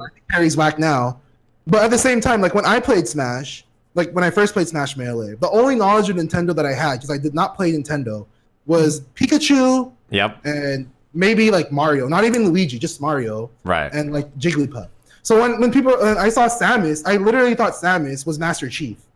Like I was Yeah. Put some respect on Yep. that. Like, that's That's fair. Luigi's name for that match. You're mad, but like Luigi- that's what the Smash players are doing. That's what Yeah, the Smash players are that's- doing. I didn't I play agree these with that. games. So I wouldn't know That's- who Samus was. I didn't know who Link was. Yeah. I I thought got Link you. was Zelda. See, I was this one of is- those kids. This is a lot of people. Like people talk shit, but like now these are like common characters. But like, yeah, that's what I was getting at when I said if I looked at Smash the first time today, right? I'd be like, what the fuck? I know so many of these franchises because of Smash, and I think there will be people who know a lot of people who now know who Terry is because of Smash, right? Oh, and yeah, so when I much played KOF, I played like Iori and like Benny Maru and Billy Kane. I All the thought edgelords. Huh? those characters are cool to me. Benny Maru's tight. The hair, that shit is sick. Yeah. Yeah. I'll So agree with someone had tweeted out the SNK search history on Google, like before and after the Smash announcement, and I don't know how to pull that data up, but I screenshot of it. The chart looks like SNK this. line was practically 0, and then a massive peak after the Smash announcement. So, it just shows fighting games are irrelevant, and this is actually a really, really good thing for the FGC. I think it's stupid all the old heads start bashing on all the Smash kiddies for getting upset about it. Listen, they're going to learn one way or another now who Terry Bogard is, Yeah. what SNK is. They saw that amazing announcement video. They're going to get some history about fighting games. This is only a good thing for the community. So I think everyone's getting, too butthurt about it for no reason. I think it's hilarious. You got to understand that people don't And know this shit. I I played also- KOF 13 for the first time last night. I loved it, by the way. We actually The had a clip announcement? of that. Yeah. Well, the announcement, and then Brian F. actually doing his, checking out who It's the hell art. this character is. So, Oh, yeah. can you pull that up? Do you have a link to it? I have a link of Yes. the. Hit me with it. I can pull it up on the screen. Yeah, I got just you. tried to do the trials, and this is with coaching from like 300 people trying to tell me what to do. Sorry. And I it took me old- I 4 old hours man to did, do all the sorry. trials. Jesus for Terry, who Christ. apparently has some of the easiest trials. Yeah, There it I mean KOF 13 trials are like notoriously difficult, right? Like KOF 13 is known to have really hard trials. Hold on, this one. Okay, It's not gonna work. I can play it. Oh, there you go. But yeah, this was the last one. This wasn't even. This took me 4 hours to do. Jesus, all of Just them this or just one this trial? combo? Oh. No, all in total. This And he one had he had to take- figure out every single part of that combo on like how it was supposed to work. By the way, it wasn't a tutorial to tell you like, hey, you can. Dude, like, yeah, at the end you cancel your super into another super. I didn't even know what that mechanic was. I just did the inputs. My brain was just parsing the inputs on the top of the screen, and my hand was doing it. Oh, I can show your hand too, actually. Hold on. I'll show your hand. I don't know how the fuck this part happened, by the way. Yeah, still tell me have- how is that I don't know possible? if you can still see it. Oh my Well, God. I'll show you on camera, but you're showing your knuckle. How the fuck did that happen to your knuckle? Jesus Christ. It's not that. Well, I mean, my knuckles are naturally red a little bit, but yeah, I was peeling dead skin off because as a caveman Balrog player, I kind of anchor my hand on the flat surface of the stick, and I use my index and ring and middle finger to kind of move the stick around, so I don't lift my hand too much off the stick. Ah, yeah. So it's with to KOF naturally keep the charge, right? Right, Get because it ready I'm for the charge, anchoring yeah. down back most of the time, and there's usually Yeah. not half circles or tiger knee motions I have to perform. So with KOF, there's a lot of half circle motions and a lot of input shortcuts. So you have to do a flash kick input, and then right after you do the flash kick input, you have to do a double quarter circle forward in an extremely tiny window. Yeah. And you Oh, can't shit. you can't just do a nice easy half circle from down back. I mean, you have to swing that shit all the way around, hit every single input, and then come back down really fast and hit this extra quarter circle forward. Yeah. And you're really moving the stick much more than I've ever had to do for Street Fighter. You know- so because I anchor down, I'm like grinding my hand on the stick and making dramatic motions, and Yeah. you burn your knuckles when you're trying to do burn knuckles. You know, was- have you it was- seen have you seen the video of Cien doing the like Iori trials and shit with one hand? One hand, yes. My clear memory of coming up in the FGC and learning about everyone was Cien just beasting on KOF with Mr. Karate and everybody with one hand. Fucking cheater, is bro. insane. That's the thing, right? Well, they should have added Mr. Karate to this game instead of fucking what I Terry. Cheating Mr. ass Karate was character. KOF 13. Dude, that's feel all like- I saw in KOF 13 was EX Karate. That's all I saw on every full fucking screen team. fireballs at 3 full screen fire. Boom, boom, Team boom. DLC, bro. This fucking That's guy. right. Team DLC was a big thing back And then he retired and he Team lost a three. lot of weight and he taught Tanjiro how to do fucking swordsman shit. That's what I know. Like, it's crazy to me that I think it's because Shen's KOF 14 or KOF 13 videos back in the day that made everyone think Gen was a hard character. Nothing else. Because Gen was easy. That's where this went. You just had to take a Yeah, shot I had to again. take a shot at Gen right now because I'm mad. Yeah, actually, to be honest with you, Gen in Street Fighter 4 was maybe the most simple game plan character I could think of. He literally did low strong hands until it hit. After that, you had to have excellent execution and shit to run the mix-ups, but the game plan in neutral was do like crane sweep or whatever it was, or down strong hands. There was just one part where your brain had to click to handle the stance changes and, Yeah. and knowing to access your moves in different stances. But it wasn't that hard. I played him again a little bit casually back in Yeah, 2013. he's fun. Also. But he had some tough execution. There was some Oh, yeah. creativity with the setups. The Yeah. thing is, Cien did it first. Cien invented all of it. That's what no one knew that shit. No one knew you could just fly off the wall and unblockable people. Here we go. Unblockable, yeah. Bro. That shit was awful. All That I shit had was to do was crazy. unblockable people again. I would have won Evo. What the hell? Yeah, that was the secret back in the day. Anytime you did the Going wall back to dive 2011, straight anytime. above you, that was the scariest thing. Like everything in time froze as soon as you saw Gen fly off the wall and land directly on top of you. It was That over. was the scariest thing on. No, but that one was easy. No, I'm talking about the ones That where was you just definitely hard. What are you move your talking head about? diagonally. Oh yeah, there's Block. there's another one where it comes in diagonally and you don't know. The diagonal one is the one that fucked me It up. literally- When he it does flew this. across the screen, Yeah. I was like, it's literally like, this, and it No. just it pauses. Like you have No, to choose but- left or right. It was unblockable on a lot of the setups were Yep. just unblockable. Mhm. And later on they were 50-50s, but he just unblockable people. That was it. You ate shit. That game You was can dash out of all of them. I didn't, depends on the setup. I didn't know that. But the first one that I saw was Yeb, and everyone thought the execution was hard. But then, like years later, in hindsight, they were not hard. They were just long combos that looked hard. Some of But them yeah, are I feel hard. like It depends on if you that's can what payoff's gonna piano. bring. And I hope KOF 13 or KOF Terry in Smash brings that out. Where he just does long Bayonetta combos. Can you imagine him trying to pretzel on a fucking Smash controller? Come on. There's no way. You're not going to do half circle. He has to do all half circle forward inputs. That would if you had like multiple special moves using the half circles. If Smash got pissed off about Fireball and Shoryuken, there's no way. Good fucking luck, dude. Bruh, if you can do a pretzel motion on a GameCube controller, you deserve the arthritis you have, because there's no other fucking way you can do it. I probably can. I'm a pad player. That's my original domain. I was ambidextrous for a while. Damn. Ambidextrous because you can play on pad and stick? Yeah. Like not because of your hands? Smash my stick. Like actually ambidextrous? I got pissed about it online and I smashed my first arcade stick. So oh my god. Bad netcode made me be ambidextrous. Fair. I've done that before on Street Fighter 4. I've definitely smashed a couple joysticks myself. Jesus. The netcode was awful. You know what was worse? My older brother came in. He passed by and saw me lose. He's like, "Damn, bro, you suck." And then he just walked away. I was like, "Mother f." And that's what blew me over the top. I was just like, "Damn it!" He had to watch that. He had to watch that moment. Damn it. He knows, and I lost. Damn, that's rough. But yeah, so I mean, we saw that DLC reveal. It's pretty damn cool. Looking forward to many more secret characters coming out and people up in arms about it. Can't wait to see it all. I hope the next characters are EX Iori and EX fucking Benimaru. That's just the full Smash season and Mr. Karate. I hope Sakurai just puts himself in the game. That'd be great. That'd be pretty damn awesome.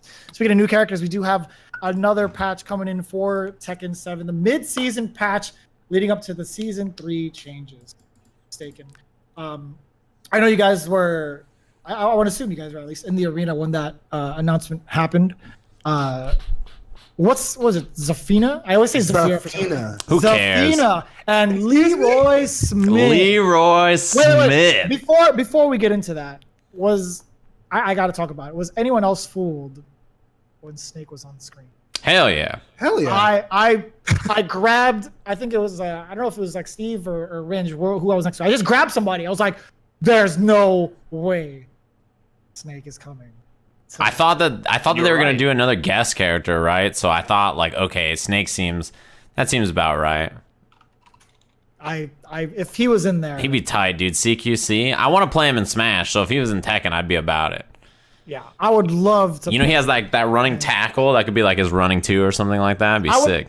I want to see the interaction between Dragunov and Snake in their game intros, how they're crawling into the fight. Yeah. I would love to see that interaction. He has a 1+2 where he grabs you and chokes you out. But he's the only one that could counter it. Like Yeah. Dragunov's the only one that could counter it because he knows CQC. Yeah. Damn, the lore speaks for that'd be so damn cool. Did they play that clip on stream? Because I was not. Well, They didn't play it on stream. It was only in the arena. On stream. They did play it? Only in the arena. Oh, okay, yeah. Because I saw the Leroy announcement trailer. They're playing the stream in the room I was playing games in, which was ridiculous. I had to actually say, hold on. Pause the game. Let's observe this real quick. Oh, yeah. Then, I kept thinking Leroy Jenkins in my head. I kind of wish they just stuck with it. Dude, Unless Leroy. at this point that Leroy and then like a 1 or 2 syllable name is going to be Leroy Jenkins. Yeah, I got you. In all of our minds, we all thought that, right? Like, Yeah. I can't hear Leroy. As soon as I saw Leroy, I mean, because WoW Classic is coming out, bro. It would have lined up too well. Yeah, well, on that topic, I don't give a shit, but Anton, are you excited for Zafina? Yes. I never played her in Tekken 6 because I was not very good at Tekken 6. I never really decided to learn the game. But I always wanted to play Zafina. I'm always about those like mysterious characters. She's got an orb or whatever, She's got an orb. That's what you're excited You about. mean waifus. Just like Rose. What do you mean just waifus? That's what you mean, right? No, it's just the mysterious like fortune teller type characters. Chun-Li I is see. definitely mysterious, brother. I only Yeah, play Chun-Li because I default to her. Because The only mystery there is because he hasn't solved the case of her. Dude, she's got a demon arm like Nero from DMC. That shit is cool. I guess. That's all I'll give you. So That's all I got. Where she like had something to do with like the end game boss and Tekken. I 7 don't or something fucking like know, that. dude. Tekken 6. I'm sorry. She sealed the endgame boss away. That's why she has the arm. That's his arm. Oh, yeah, so Anton, you know like all the lore, right? I do know the lore. I just wasn't good at Tekken, and I still am perfect. not good. Yeah. but you know, she's a good person. Let's just say that. Yeah, she's a good person. That's good. That is cool. I think like Leroy's announcement was sick as fuck, and he looks awesome. And So- T-Pain I thought it was cosplayed Wayne. him, which was sick as fuck. I thought that was really tight. It has 70,000 upvotes on Reddit of T-Pain in a fucking Leroy Smith outfit. And he What's was the lore? getting down Someone too. Tell me the lore. How did T-Pain know about Leroy? Who himself? Come on, Well, someone. Is okay. that Markman in the chat? Listen, Let's see, someone let's see. cop up the intel. How did this all come to be? This is too perfect of a situation. Dude, so when you said earlier that you think fighting games are super niche and no one knows about them, I talked in my stream how I think it's the opposite, and that people do know and like about fighting games and shit. T-Pain is like, I've seen him tweet and talk about fighting games before. He's like a fan. And the best part is that Reddit post is his post. He said like, hey guys, I cosplayed as Leroy Smith from Tekken, and 70,000 people read Leroy Smith and Tekken and hit That's how upvotes because they T-Pain saw secured T-Pain. the bag. Yes, Well done, that's T-Pain. T-Pain. Listen, come on. That's Oh, so cool. you're being naive, right? Yeah, people love fighting games. There is a bunch of people who I do think, okay, reference it in pop culture, I but think they- fighting game they players remember- think that fighting games are more niche than they are. I think competitive fighting games are decently niche, but in terms There's of like our tangential actual, knowledge of fighting games, they know who Ryu is and they know Yeah. who Scorpion is. Like, Yeah. oh, Sub-Zero, yeah, get over it.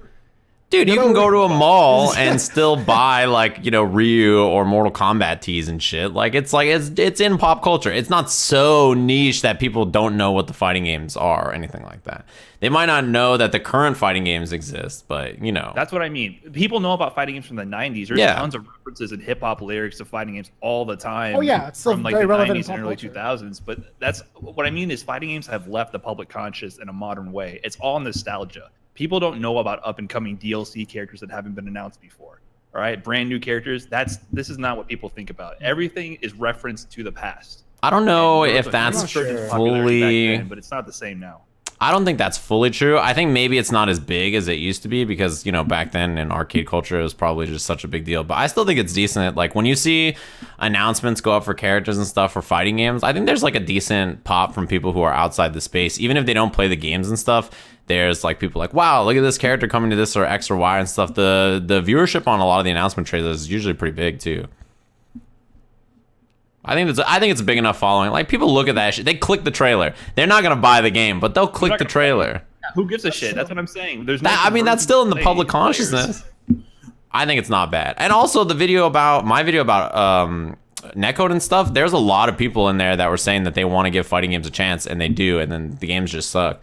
I think there's a decent amount of casual people who try shit, and then they're just like, man, fighting games, why the fuck don't they work? And then they leave.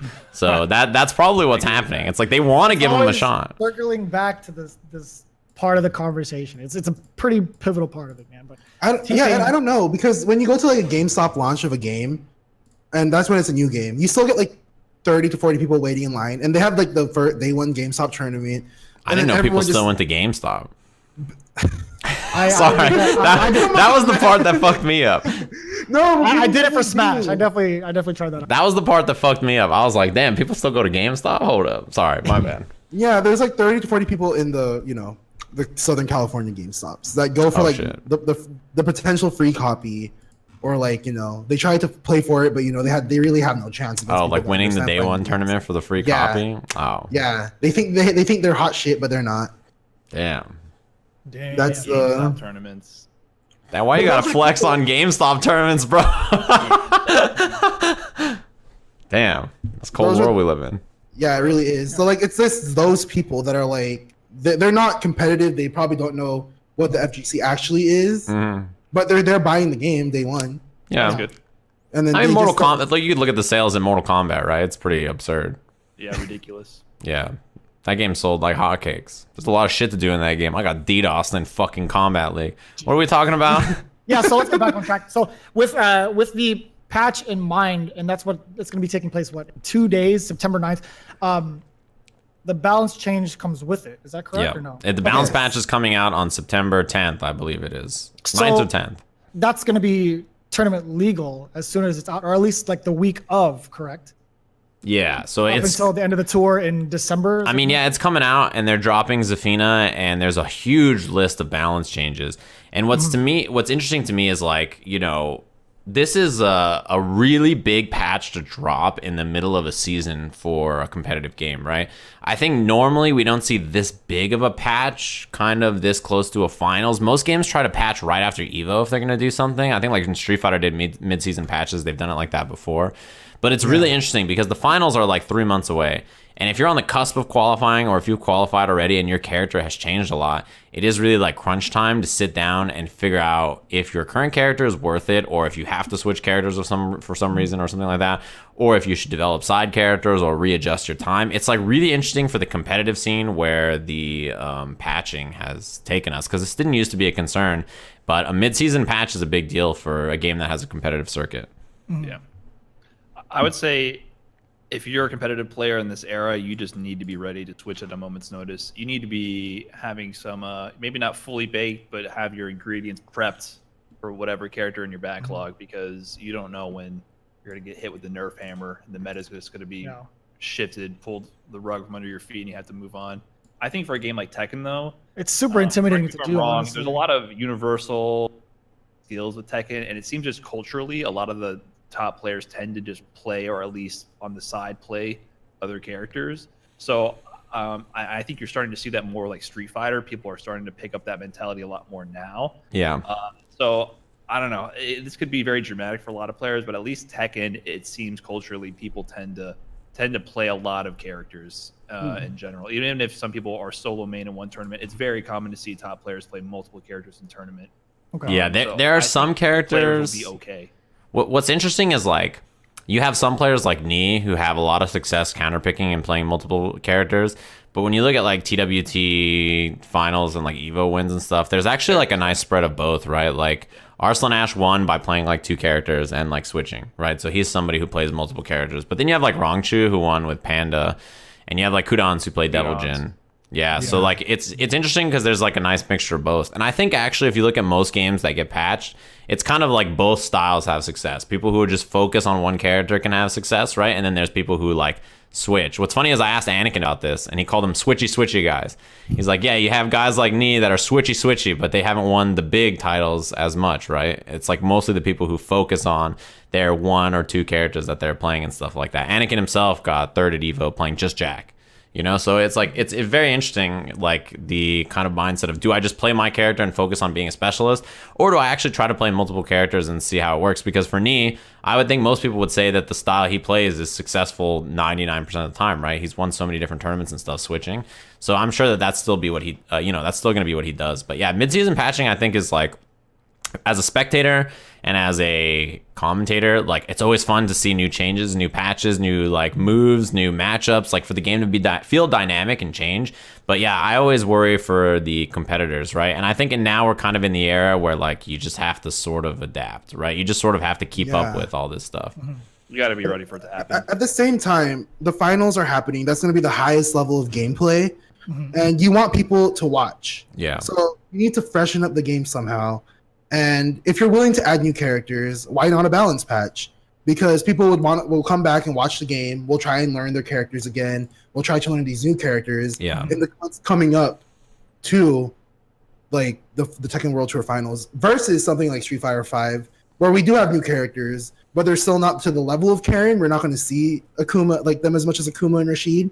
But those are like, I think it's getting really stale watching these characters over and over and over again. Yeah, even if it is, that makes sense. I think that's why like characters like Cody at all. Yeah, Street Fighter doing mid-season patching for a few years, like some people complained about it, but I sort of liked that the seasons would change. It was cool to have 2 points in the year, right? Like to have 6 months of this patch, 6 months of that patch, 6 months of this patch, 6 months of that patch. To me, it felt good. I think updating once a year, you have to be very careful, because if you don't have anything else in between it, it can just be like this drops and like this is how the tournaments look for 8 months or 9 months or however long until the next change, right? So I like the Street Fighter format because the mid-season patch was relatively light compared to the new season. Yeah. Like, and they obviously they were more specialized patches, so they definitely targeted certain characters really hard. Like, okay, we let the meta we shook it up and we let it settle a little, and this is the fine-tuned tweaks we need to make to really get the vision that we want. So I think that was kind of a safe approach. Tekken is a little bit different because it seems in the middle of the season they're doing the big patch right now, which is a little chaotic. But either way, you know, I think it's definitely important for the meta to be kind of shooken up every now and then for casual people. I sort of like them doing the big patch. I got a question though. With Tekken 7, in terms of the meta, have we seen? I mean, I'm a very like casual watcher. Have we seen like a very consistent character within like top 3 or top 8s of Tekken 7? Yeah, Kazumi Geese. I know like Kazumi Geese, Steve, and I guess a little Law are like the characters you just see all the time. So yeah, Geese and Kazumi. Jack being a big issue. Yeah, well, it's just like Kazumi Geese. If you look at the chat room right now, just take a peek at the chat room. The chat room says Kazumi Geese. Yeah, Geese definitely a lot. So Jin a little bit. Yeah. When it comes to like the nerfs and buffs, do they actually target the consistently used characters, or do they just buff up some of the characters that they don't see, like characters like Lucky Chloe? It's both. Yeah, I mean it's both. Like you know, those characters receive some nerfs, like Jin and Geese and stuff, and then some other characters that you don't see as much got buffs. So it's a little bit of like King got buffs and stuff. It's a little bit of both. I think like the thing is you don't want to just nerf based on tournament results. You have to think like, where's the actual strengths of the character and what would be better for the balance of the game to be better or worse or whatever, right? So like, you know, you have to weigh different things when you're balancing. I've talked about game balancing, like for fighting games and stuff on my stream. Stuff like how, you know, Mishimas are like extremely difficult to use a lot of times executionally, so they should probably be a little better. They shouldn't be like weak characters or something, right? Like there's certain archetypes of characters and types of characters that should be better or worse. And I think Tekken is in a weird spot where like, in this version, it seems to me a lot of the characters that were really good are simple. You know, they're like kind of straightforward characters. And so I think a lot of people wanted ones those that could just down forward one. Yeah, like relatively simple, like just solid pokes that would just work well. And I think those characters have typically done really well in Tekken 7 so far. Characters like Kazumi and Geese and Dragunov and there was another one that was on the top of my mind, actually. That was a good example. From last version, I don't remember. There's somebody. Jack's another example of a character like that. Shaheen's another character, was really solid core moveset that's very good. So that's the thing, right? Is, you know, you mentioned that Tekken has a lot of characters that just sort of like the way they're built is very similarly. So the characters who just have the best version of those basic tools tend to be really powerful. So I like the changes. I like the patch changes for Tekken in particular. I think that it's a good. I wish the patch had been like right after EVO. But 3 months before the finals, I think, is enough time that I feel pretty satisfied with where it's at. Yeah, we need to make sure that when what we want to preserve is the level of play. You really want high level play to still shine through. So you don't want patches to come out that just say, "Oh, you've been working on this for a whole year. Let's completely dump on all your effort right for the finals," and then no one's really using the optimal stuff. We want to go into the finals and see the peak of this meta and have people really push it. So they need to allocate enough time. I used to be kind of a proponent of really stretched out patches like every 2 years or so, but with the way, especially with Street Fighter 5, I can see more frequent patches. Tekken, on the other hand, I feel like the game is so deep, and the way the game plays, it's not tiers definitely matter a lot, but it's so deep that it's not constricted to tiers alone. I think it's kind of fine for you to have more patches in between, because I don't know, I feel like the better players are going to shine through versus Street Fighter 5 is such a simple game that tiers, the best players have to play the best characters to win. It's always a 2D plane. You're going to see a Panda equivalent in Street Fighter 5 happen. Like, that's just not going to happen. Yeah. So the archetype second, I think the top players will be okay. I'm not concerned about people falling off the map who are doing well before, unless maybe solo Geese players. Is it that bad? I'm not really aware. Geese is super good. I heard it's not that bad. I don't know if solo Geese players will be okay. Yeah. It's the one. But for Street Fighter 5's case, like, they never did big mechanic changes during the mid-season patch. They only changed characters' frames or characters' damage, because certain properties, like every time they like nerf a scaling of like crush counter, they did that in the 0.0 patch. Every time they removed invincible DPs, they didn't remove invincible DPs halfway through season 1. They removed it in season 2.0. Like, they're just doing like little stuff to make other characters more viable versus these characters, because they don't change the core of each character in Street Fighter 5. So I feel like they need to adapt, other than having the strongest character with their character being a little weaker, because these characters are absolutely dominating the meta. And they're saying it's balanced because it's more stable, but that's because it's stable because their characters are so good. There's a lot of really strong characters right now, Yeah, so that's why I think mid-season patch, everyone's happy with it except the people that get nerfed. Yeah, I mean, that's just the cycle of buffs and nerfs, though. It's like, even if your character received buffs that you like, you'll feel frustrated if you don't think they're good enough. Or if your character gets nerfed and they're still extremely top tier, there's like that feeling of loss sometimes when you lose moves and stuff. You know, patching takes a lot of like foresight and recognition of like where your game is overall. It's not just like, okay, well, this needs to be buffed and this needs to be nerfed. It's how does these buffs and nerfs and changes affect how the players feel about playing their characters, and also the overall balance of the game in this full state of the game, not in a vacuum of this one character's move against another character. You have to think about it in context of the full game. Patching is, it's tough. And you almost never get it right when you try it, right? So for that reason, I think more frequent patching is better, because I don't trust anybody anywhere to just drop a patch for a year and it to be perfect almost for any game. I can't think of any game where people it will be perfect. You know what I mean? And that's just not how balance is, right? There needs to be adjustments here and there to correct oversights or undersights on where people's visions are for the game. So yeah, more frequent patching for that reason I think is good. And I feel like the older the game gets, or like the more stable the game gets, you're more inclined to patch, because at this point we're not really watching a lot of new stuff come about. It's always just Karen being solid, doing low forward into Rekka, or low forward into Tenko, or you got in Tekken 7, you got like Kazumi doing down forward 1 versus the low. It's very solid play. You just want to change it up a little bit so we can see something new on the screen rather than the most solid way to play the fighting game at that time. It's always exciting to watch a tournament after a patch and see new moves or see characters do well, or like people try new characters. That stuff is always fun. I think it's great because it's like players get to try new stuff, and like the viewers get to see new things, and like the commentators get to talk about new stuff. It's like it keeps the game fresh. There's always something new to learn and watch, and you know, it feels good to me, I think, to have patches as long as they're spaced out correctly. And I think where this Tekken patch drops, I'm pretty happy with where it is versus how long we have until the finals. And presumably if there's, you know, Leroy or whoever else is coming out in like December or January, the start of whenever they come out, there'll probably be some updates or changes for that character too, right? Where they'll balance patch maybe again and we'll get new changes to the game. So I'm with it. Like, it gives them time to see how this patch sticks for a while, and then maybe right before TWT next year, boom, drop something else. Hey, here's what the game looks like now. It feels good. It's fun as a viewer to have just new, fresh things to watch, you know? Yeah, it's really pretty interesting that we're in this era of patches, because I always imagine, what if one day we actually get the perfect patch? You know, what if we just don't realize until the very end. Everyone is like, damn, unanimously agreeing that this is the best version of this game that I've ever played, and it couldn't get it. And then next season they just have to fuck it up just to keep things fresh. That's Street Fighter 4 to Street Fighter AE. Do you boycott it and just be like, oh, we're gonna just keep where to this previous version? It's impossible. Yeah. We don't own these copy the seasons. Yeah. I can never go back to season 2 Balrog. Thank fucking God. Was the perfect. We should have all season 2 Balrog, and it would have been the perfect fighting game. We all would have been tapping each other. Only if I can have season 2.0 Urian back. Then I'm perfectly happy. Exactly. We don't own the copy of this game. It literally does not exist. We cannot play that version of the game anymore. So give me that plus frame, crouching medium kick, 0 on block, EX tackle. Don't get him excited, Steve. Don't get him excited. Don't get your... Just imagine if these, like... Here we go.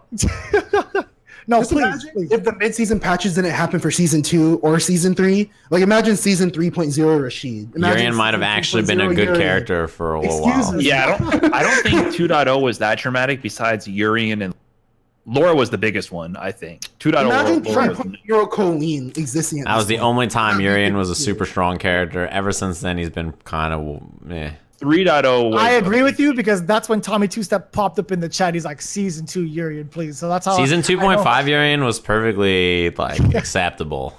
Yeah. Think about where he is now. He's been the exact same character since 2.5, basically. There's been almost no change. Good for him. Yeah. I mean, he's making it work. He's all right. They found the sweet spot for Urian. They're just trying to find sweet spots for these characters, and I feel like they really think they found the sweet spots for their top tier, but they really haven't. They really need to tone it down. Karen is so good. She's so good. But yeah, speaking of all the season 2 changes, we do have a season 2 Street Fighter League, which Tommy Two Step is actually a part of, doing pretty damn well with his Urian. I don't know how long you guys have been watching. We've only been into like week 2 number. How many episodes have there been so far? 2. Just 2. So it was draft day 2 weeks ago, and then the first week of team battles. We do have like a graphic for the current standings. If anything, I could just link post it in the chat for you guys. So we're done pretending that this is a live event, right? I can't believe that's what I want to talk about. You listen, back in my day, You're not supposed to expose. the OG Street Fighter League cast. All right, we lit, The OG sealed Street Fighter tight. League. We didn't tweet a damn thing. No one. We just weren't streaming for a week. We all disappeared from social media for a while. No one had any idea what's going on. I see Tommy. I see Jibbo. They're tweeting pictures on planes. I see I see Goo and Punk hanging out at the gym. What is going on? Artist critiquing his own gameplay. Yeah, In you the know, chat, I'm like, you are killing me, bro. you know, when we used to do King of the Hill for ESL, it was not live, and we were like we changed our clothes, you know, like we did a great job of like pretending that it was live, right? Like we did a real. Then when people figured out it wasn't live, we fucked around and we would go in the chat and be like, "Don't I look great today?" You know, we'd like fuck with people and stuff like that. I do that now. I actually mess with people in the chat. I would kind of contribute to the conversation. They're like, "How are you doing?" But these motherfuckers are like, I'm in like Japan, and I'm like, don't you have Street Fighter League? How much people tweeted? I feel like I don't have any insider info, but I feel like I know the results of Street Fighter League just based on how happy people were tweeting that week. Yeah, people were like, I had such a great week. It was so awesome, amazing experience, and the other people are silent. Dude, come on, like, please shut up. I can't believe how this NDA is just falling apart before our eyes. Yeah, just no shit's given at all about what's going on. So anyways, these motherfuckers can't pretend not to be there, but I was over here hiding secrets before EVO that I had entrusted to me. That's the thing. Nobody cares to read. I don't. These motherfuckers, man. You guys, Capcom now owns your soul. Ono now owns the soul of everybody who tweeted pictures from the gym. That's how it works. That was the contract, bro. It's over. Should have read that. I saw 5 shit. different people tweet from the same gym, and I was like, I know what gym that is. I know where you guys are. That hotel that they went for Street Fighter League, I have been every single gaming event I've ever done in. Is it like by the LA, Burbank Airport? ESL, Street Fighter League, and what was the fight night? Yeah, that was the Machinima stuff. Yeah, the Machinima stuff. It was always that hotel. Yep. And then everyone's hanging out. Oh, Strider and Jibbo just happened to be hanging out in LA. The same gym. Yeah, and that night of Wednesday night fights, like Punk and Idom and like, you know, Samurai are all in SoCal. Wow, nice little vacation. You know, no big major U.S. tournaments going on, just FGC hanging out. Yeah, they gotten real bad at hiding that they're ruining the illusion. That's like the movie magic. But I think it's kind of funny too, by the way, when people they just throw random spoilers out there as if it's gonna. I think that's pretty. Too. I gotta call it the commentary team. You guys keep doing well, maybe not you specifically, but the moment with season 1 when I heard Rip say last week, I was like, it's over, because it's the same day, and he said last week, and I was like, you're gonna mess this up. Like, there's no way you can carry this, because we're there every day. For I remember you talking about that on your stream, and then immediately in the second episode, Rip was like, earlier today, last week, immediately. So, I was like, don't just say last episode. Just say 2 episodes ago. Yeah. Just don't mention time. There's times, like I think in last week's episode, during an interview, somebody's like, yeah, I just want to play. I mean, yesterday I was pretty cold. Yep. I mean, last week they like correct themselves mid-sentence. I was like, oh well. The other problem with filming something like this, right? And we ran into this when we did King of the Hill, when we started doing 2 episodes a day. So we'd film 2 weeks and then come back, film 2 weeks, come back. So the way it worked is like, we wanted to ask them questions and we'd be like, hey, you're going to go to Texas Showdown this weekend. How does Texas Showdown going to look for you? And they'd be like, oh, great. They'd talk about it. Then we'd have to film another episode and we'd be like, so you're back from Texas Showdown and stuff, and we have no idea how he did at Texas Showdown because it hasn't fucking happened yet. We're like, yeah, so back from Texas Showdown, you know, that was a great tournament. We're just making shit up. We're like, Texas Showdown was sure great there, wasn't it? All right, so let's not talk about the results and get into the match. Like, you can't bring anything up. So there'd be like an episode where the chat room's like, why the fuck aren't they talking about the fact that he won Texas Showdown on this commentary? And it's because like we filmed it before Texas Showdown, we can't bring it up. We're like, yep, it was I'm sure Texas Showdown was a great tournament, great experience.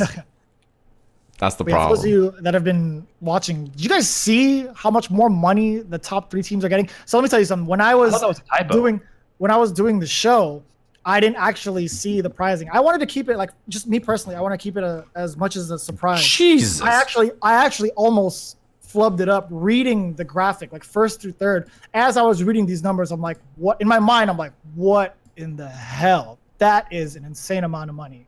I'm kind of pissed. I'm What? kind of pissed that wasn't announced because I purposely didn't try to get in with the voting Oh because my it was God. just too much time off work and everything. Yeah. I Because legit did it's not know. surprised it's not filmed every week. You have to be there for like a week and a half straight, right? So and it's very short notice. You got to get out there real quick. And, Yeah. you know, it's kind of hard to upend your life and go. But for $30,000, I think I would have upended a week of my life to go. Yep. That's the secret. They don't tell you the prize pool the hell? early. And I didn't even know about it. now. I can tell you- I would have been fine if they banned me each time this time. I would have been like, thank you, please let me play G. You know, I would have been a much better play, I think, this season. And There's a I'm lot of little bit sad. reasons. Abigail not strong as your G? My Abigail was. I didn't play Abigail. I Yeah. literally did You not did. play You were Abigail for a streaming whole every year week. before that show. He was a My G streamer actually Abigail good. player, not a real Abigail player. There's I a difference. actually Huge did not difference. play Abigail The at all. thing is- I warmed up my Abigail the day before the tournament. There's a lot of reasons why they wouldn't tell you the prize pool before something like this begins. I don't know if I would share them on the stream, but like there's a lot of reasons why in their position there's no incentive to tell you how much the prize pool is, right? Like it makes perfect sense. They probably didn't tell Jeremy or any of the commentators either because there's a Me, fucking Steve and fortune on the I- line. There's like $150,000 on the line or something for this prize pool or whatever, right? Compared to like the first season where it was like 50,000 Way less. Just or something about. like that, You got- 40,000. You got like what 1K each for first place, or no? Yeah. It was 10K each for first place. It was I'm actually 30K not- total, yeah, it's like hold on. and then it was like 1,000 for if Fourth you got place. third or fourth. Fourth So place. it was still some amount of money, but Jesus, it's so much more now. Yeah, what I'm saying is like if I was a commentator and let's say I was negotiating from one season to the other, if I didn't know that there was a 120% increase in prize pool for Street Fighter League, I probably wouldn't ask for a 120% increase in what I was asking for as a Sure, for the commentator. production. You know what I mean? That's So- also another reason why, you know, you don't want to let the players know because I'm sure the players would have been like, what the? There's how much money on the line? Hold up. I got to get in there. But they also would have attracted better talent towards. I don't want to say better compared to who got in, but you know, like with the first season, people weren't really like the fan favorites that are actual like real top tier players in the country. Like Smug, he didn't enter the voting. I'm sure if they wafted that kind of money around, some of the best players who weren't already qualified would have entered into the voting or the online phases too. Yeah. Like there's a lot of U.S. talent that for some reason. For you know, for Smug and other people, it makes sense. They're going to focus on other content creation, but for some reason, a lot of U.S. players, especially for Street Fighter players, I feel like don't chomp at these opportunities like they should, and that's why you see the people who Sure. are really hustling and getting it may not be the guaranteed top tier players, but they're actually hustling to get Yeah. out there and make a name for themselves. I feel like you would attract that talents if you actually advertise these numbers, but Mhm. I can also see Season- the you know, employee negotiation being leveraged Yeah. with the hiding the prize money. Yeah, I mean, Yeah. there needs to be the prize money needs to be good because it's a long, like you said, it's a long commitment for the players too. Like realistically, if the players or the commentators or whoever do it, you have to go film for a week, right? It's like 7 days or something. It's like a while. You're filming for a while, and then you're really not supposed to or allowed to be doing anything on a Thursday for Street Fighter League for like 7 weeks or whatever it is, 8 weeks or whatever, right? It's a lot of time committed to the league. So I think the prize pool should reflect that because it's a long time commitment, I think but it's a lot. Yeah, it's a yeah. huge prize pool. The amount of money is crazy. So, just for the comparison, season 1, the prize pool was about 57K. First place got 30K, second place with 15K, and third place got 6K. I compare that to this season's prize pool. That is actually insane, man. That is a huge. It's like $100,000 more or something, right? Yeah, It's like 200% increase. So in total, it's like a little bit over like 100K, right? So it's at least double. By default, This it's is at least way double. more money than premieres. This is way more money. Yeah. First place at a premiere gives you 7,500 plus whatever the tournament pays you. Yeah. This is so much more money. I can't believe that. But Yeah, we're if also you- fighting if against- you I'm tight. actually- I'm seriously tight. The craziest thing is like, let's say that you're the third best player on your team and you never win a match in Street Fighter League, but you have 2 other people who just carry you to the end. You win get money. 30 grand, which is 3 premieres worth of money for not winning a match on the Street Fighter League. And then you go to play against Japan or whatever in the And exhibition. Japan actually has well-rounded teams. And the Japan Can we team talk about composition, that, by the way? the No, Japan but team this is- composition is like, it's not like, hey, we got to structure it like this. The Japan team composition is, let's grab the 3 best players we can. And then they're going to run into America where it's like, it's one captain, a play-in player, and a voted-in player. And then they run into the 3 best players in Japan who squatted up and were like, let's go fuck these motherfuckers up. And they do, and then just Yeah, and then it's that's over. exactly I think we talked about Well, it's over. 90K between the finals of Mad USA Dog. and Japan. It is. So they haven't won anything yet. Who Oh, they have won the league? to play Japan for that money? Yeah, they have to play These Japan for the money. motherfuckers in So Japan that's are why gonna be it's rich. much more money. Yeah, No. Like, You guys are that's what I was haters. confused about, Anton. I heard that in the chats when they advertised the 90K, they said that's the Japan money. So that's why I was confused too. I thought maybe that the prize money was just for winning the US season, and then there's an extra thing for. No, there's a certain amount of Japanese prize money, but it's definitely not 90K right now. It's 90. Well, what's the prize money for the U.S. season alone? Because that means they have the U.S. prize money, and then they have the additional prize money potentially of the Japan exhibition. That's what I right? thought it was. Damn. That's what it says here on the infographic. It says SFL 2019 US and finals prizing. So when it comes down to the final show of the US team versus the Japanese But there team, is a USA Japan or there's a prize money that's separate from that as well for you winning the US season. I'm gonna Is go there ahead not? and assume Capcom has I'm not no sure. idea what they're doing now, They're- and they're gonna figure it out on the fly because I think that's kind of how these things go. So There's none. I don't think we can draw any conclusions about what this pricing is. All I know is there's a lot of money, and if they're making the big bucks, what they're advertising right now for Japan versus US, it's just they didn't line anything up, man. Nothing is lined so up. Why crazy. can Japan get the 3 best players, and then the US players are stuck with this form? We did this last episode. Yeah, it's such a weird So, format. I don't know. Watch the last episode. This doesn't make any sense. USA might get stomped if the best player doesn't carry, and they're not going to get any money. It's Yeah. going to be not well thought out. But Somebody's going home with 30K. So fourth place gets nothing. There's 2 teams from US and 2 teams from Japan. They're gonna go to the finals at Capcom Cup. The finals are at Capcom Cup.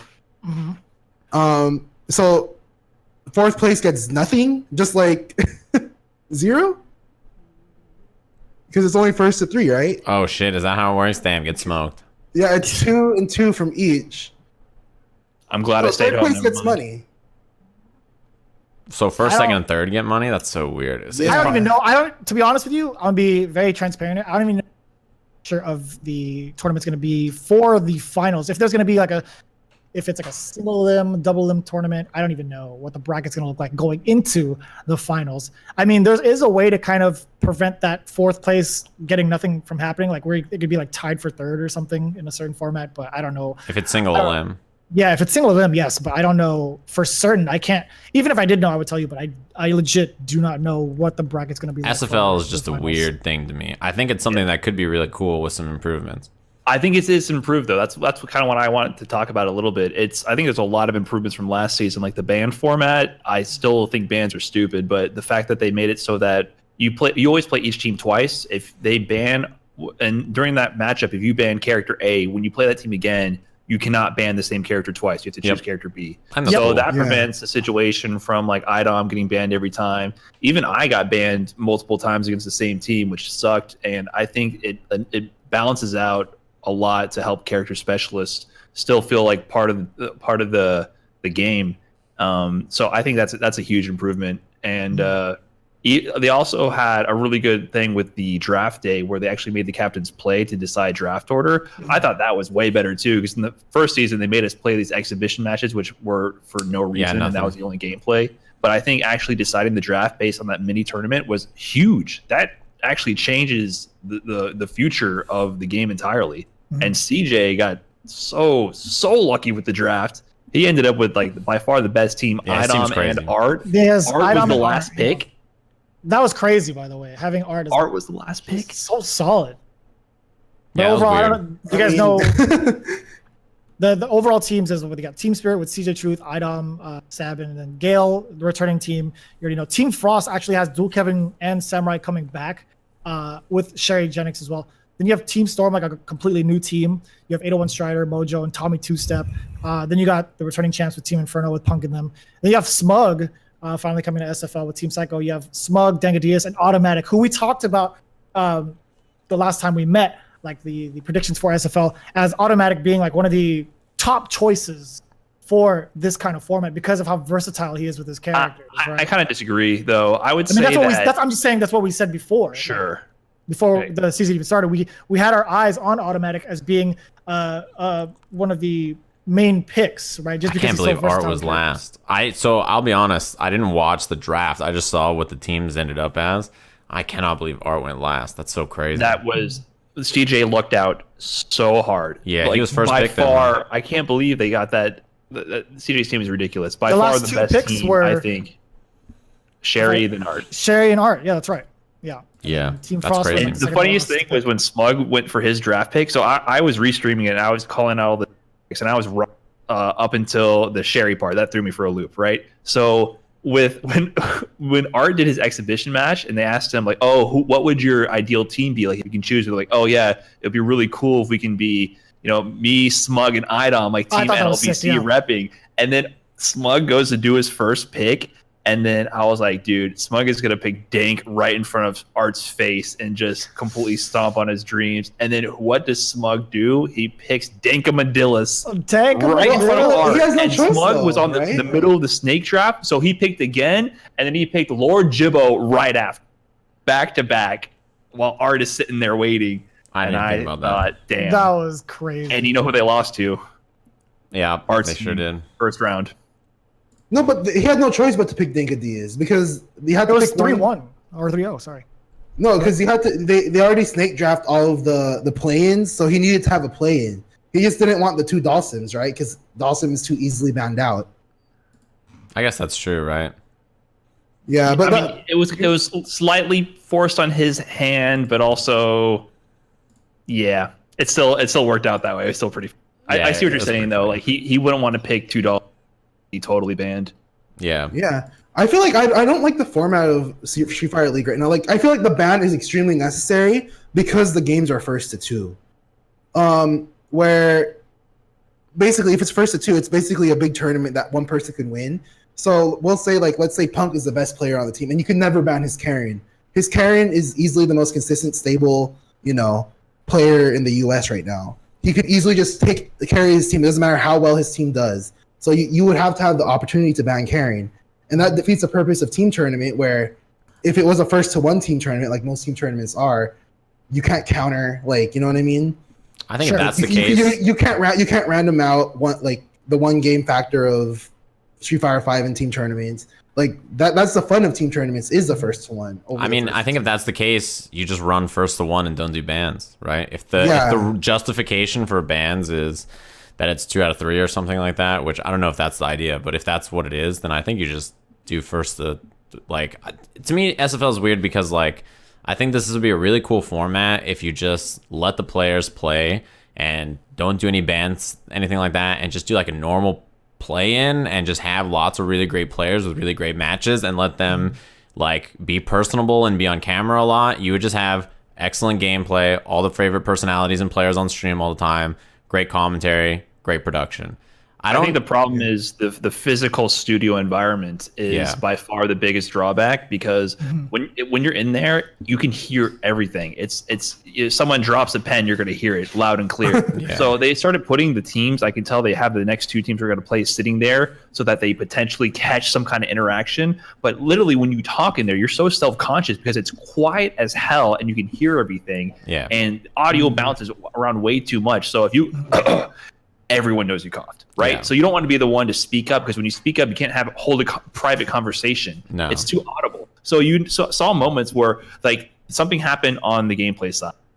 People over in the audience would laugh and the cameras would go, what? They would pan over as fast as possible to immediately zoom on the players' faces to see some kind of reaction. They're like, I just laughed a little bit. I don't have anything else to contribute here, right? Because they're not comfortable. And when you're in the studio playing, you're put behind this little box and you have these weird headsets on because they want to record your mouth and they want to hear what you're saying to your teammates. Yes, red one. We're gonna ban Karen. Red room one. to breathe, room to be physical, room to move around. Tommy Two Step. If you saw him on Red Bull, cheering on his Texas boys, they were dancing around the stage. They were going foo-bar, cheering on the homie. It was a beautiful sight to see because there was actual camaraderie in the team. And they had room to breathe, and it wasn't a claustrophobic environment. I think that's the biggest problem is this studio does not allow people to relax and hang out and have a good time. Yeah. How would you do it then? How would you think the correct way to be doing this would be? Just look at Red Bull Season 2 when they did the team tournament. That was it. Red Bull Season 2. They in the background, they had in the center, they had two teams going head to head in the center at all times, playing each other, and then lined around the background, they had all the casual setups where everyone was in there playing, and it was a big open stage. There's a lot of buttons and sounds going on. It's more like a tournament environment, arcadey environment. And when shit would get serious, you'd see people lean and look in and like start talking about the matches and shit. Exactly. And that was in a studio. Happening, you look over like, oh, and the crowd builds up, and your team. Did we lose him? Yeah, we lost Brian for a second there. Oh, well, I'm back. Oh. I'm just saying, don't make it like a library. Make it like an arcade. Yeah, and the thing is that you mentioned, like, it's the studio environment. You can have a studio, like Red Bulls was a studio when they shot that, but it was still, you know, it felt like a place you can go and play games and hang out. It wasn't just like a little tiny little, all right, guys, we're going to get in here and do some Street Fighter League and let's get out and quit our filming, right? It's like, it was actually a place you could go and just play games, hang out with your team, where you're all together, like, all right, we're going to win this shit. Like, I thought that was, yeah, I'm with you. I think that's a better team format. But yeah, I just don't agree with this team format for the first to two, because you ban one person out. So if you ban one person's main out and it's first to two, they're playing two games with their secondary that might not even be a good matchup to play that matchup for. I also, I was going to say, I just have a big issue with the idea that, like, we should have bans so that Punk just can't win. Why can't Punk just be the best player and win? He lost this week because of it, I think. But but my point is, like, why should Punk not allowed to be the best player and just win with his character? When did that stop being fun? That's fair. Street Fighter 5. I don't understand. It doesn't make any sense to me at all. Like, why is Punk not allowed to just play Karen and beat everybody? Like, it's because of the format they chose, where people are online playing, and then the other ones are just fan favorites. Yeah, they're scared of the game speaking for itself. They're scared of just having good players play. They wanted to do some kind of mix of reality TV show, but still have it be a skill-based event. And just like with Street Fighter 5 being free-to-play content but costing $60, they're going down the middle and not committing to any one path. This is not a reality TV show, and it's not a competitively complete competitive integrity event. So I think they're just, once again, they're going down this middle line and not really fully pleasing anybody. Yeah. It definitely, the format feels split. I think if you just want to do a cool team tournament, everybody wants to like do a team tournament because team tournaments are sick. And then they forget why team tournaments are sick. Like, why add all these strange rules and stuff on top of a team tournament? And why not just let the team tournament be a normal team tournament that's competitive, right? I think that for me, I'd be much more interested in watching it if it was like, think about Capcom's most watched stuff. It's the CPT, right? They do the CPT. There's extremely high level gameplay. There's these top eights. The best players in the world are playing against each other. It's awesome. Like, if you want to make a product that people like, that's competitive like that shows off personalities, the fantastic news about fighting games is that our personalities are great. You don't need to, you know, invest in creating personalities and situations and stuff with weird stuff. You just let our best players play. You know, that's just how it works. Yeah. And they don't have that kind of ban system for the Japanese. I think the Japanese players do have a ban. Do they? Okay, because I remember reading that they were not happy with it. They were like, "What, bans? What the hell?" But I don't know if it's true or not. I was looking at the rules and I haven't seen it yet. I thought they didn't. But my thing about team tournaments is I love team tournaments. When they first announced Street Fighter League and Michael Myers announced it, the first thing I didn't even read any of the rules yet. I was just like, "Hey, Sherry, Frankie, do you want to try and team up and win this tournament so we can try and get in this league?" But when I learned, it was like just random created teams of people that aren't, you know, actual. I'm sure they're friends like outside of the game, but like they're not like in as a team together trying to win this entire tournament against the best players. I feel like it would have been cool if like each team earned their way in through tournaments of their own created teams. Like build a bond, build a storyline. Yeah, that's good. That's what the Japanese teams did. Yeah, like, and Red Bull it had some kind of restriction, but it was based on region.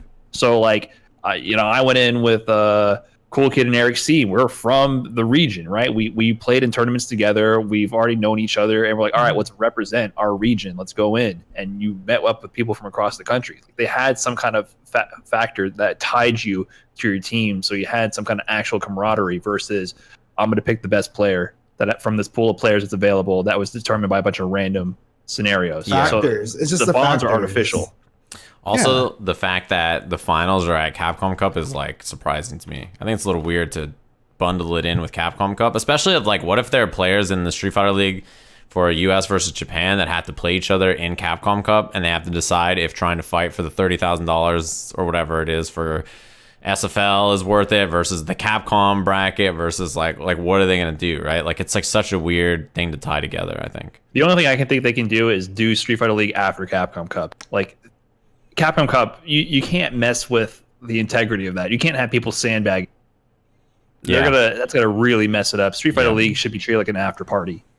Capcom Cup's over. Here's an after party celebration with a couple teams. Like, Capcom Cup is the culmination of a world tour of all the best players playing in their regions and across the world and traveling everywhere. You don't want like a weird US reality TV studio thing and a Japanese play-in competitive environment thing to just meet at your world class. We have all the best players in the world here. It's like, the thing is, you have all the best players in the world in one location, and we have like Street Fighter League happening at the same time with like some of them and then other people, and then it's like it's this weird like I want to at Capcom Cup we have the best players in the world there. I just want to watch them play in a tournament. I don't want to watch other stuff happening at the same time.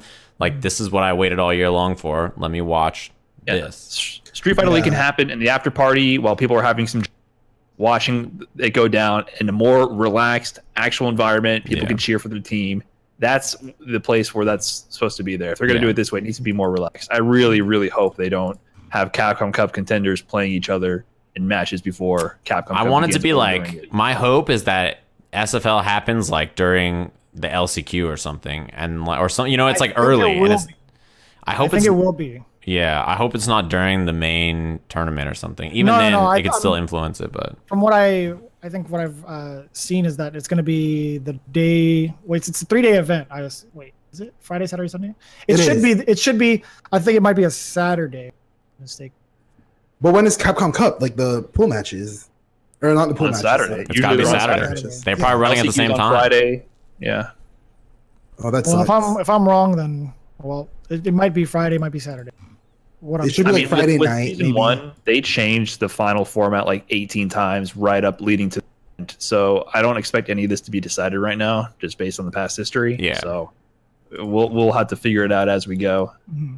Yeah. But I mean, in regards to the actual show itself, I like the cast this season a lot. I do too. Yeah. Improvements to the format, so I'm still enjoying watching it. And like Jeremy brought up earlier, we're talking about all this band stuff.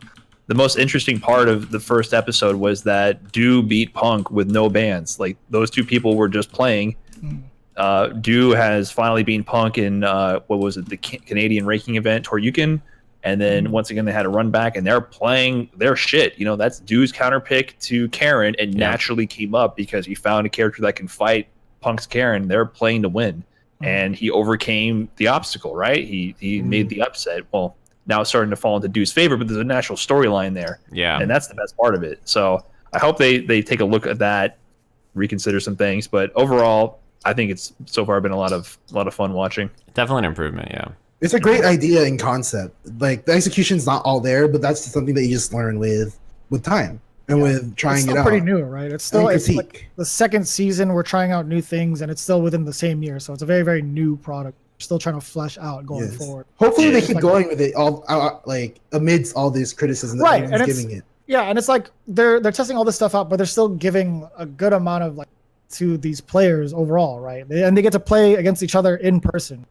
You know, this is a pretty good experience for everybody, or at least the players, I would say. So I mean, overall, definitely a net positive. We just have some. Obviously, there's some weird decisions being made, but it's cool that Capcom is getting involved and trying to do a more community-centered, community-focused event like this. Obviously, there's weird questions of who made this decision, but I think that's gonna happen sometimes, and hopefully they just keep improving from there. It's definitely net positive compared to negative.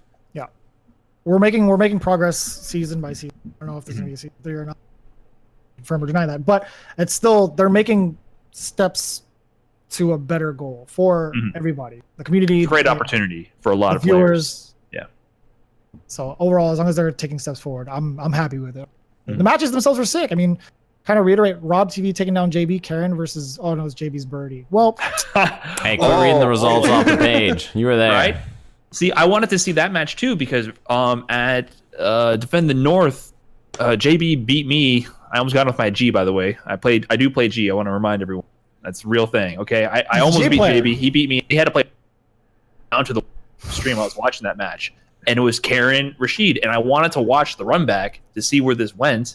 And then it's JB's playing some birdie crap that He knows how to press a few buttons here and there, but it just takes the air out of the match. So Yeah. all right, we're going in circles. My bad. Yeah. All Anyway, right. that's Street Fighter League so far. I mean, it's gonna be happening again next Thursday, 4 p.m. Pacific Standard Time. Hope you guys can watch it as well. That's pretty much all the topics we've had covered. We went over, for those of you just getting here. It's been 2 hours and 17 minutes, and I've had to go to the bathroom for at least 2 hours and 16 minutes. Majority of it was because of Netcode. Talk about that. We talked about Terry being in Smash, big announcement, and then the patch and Tekken Season 3 changes happening this year, and then Street Fighter League. We do hope you guys enjoyed everything we had to say about it. We're glad to be back with the afternoon tea. I'm pretty sure everybody has to go. I gotta go to the bathroom. Yep, empty I gotta out the pee. gas I tank. drank a lot of water. It's empty now. I've had to Thank you pee guys for for a tuning in. while. We had a lot to Be sure talk to about. It's follow been a us while on since we've been socials. here. All right, everybody. See Thanks you for guys. tuning in. We'll see you guys next time. Yeah. Thanks for watching.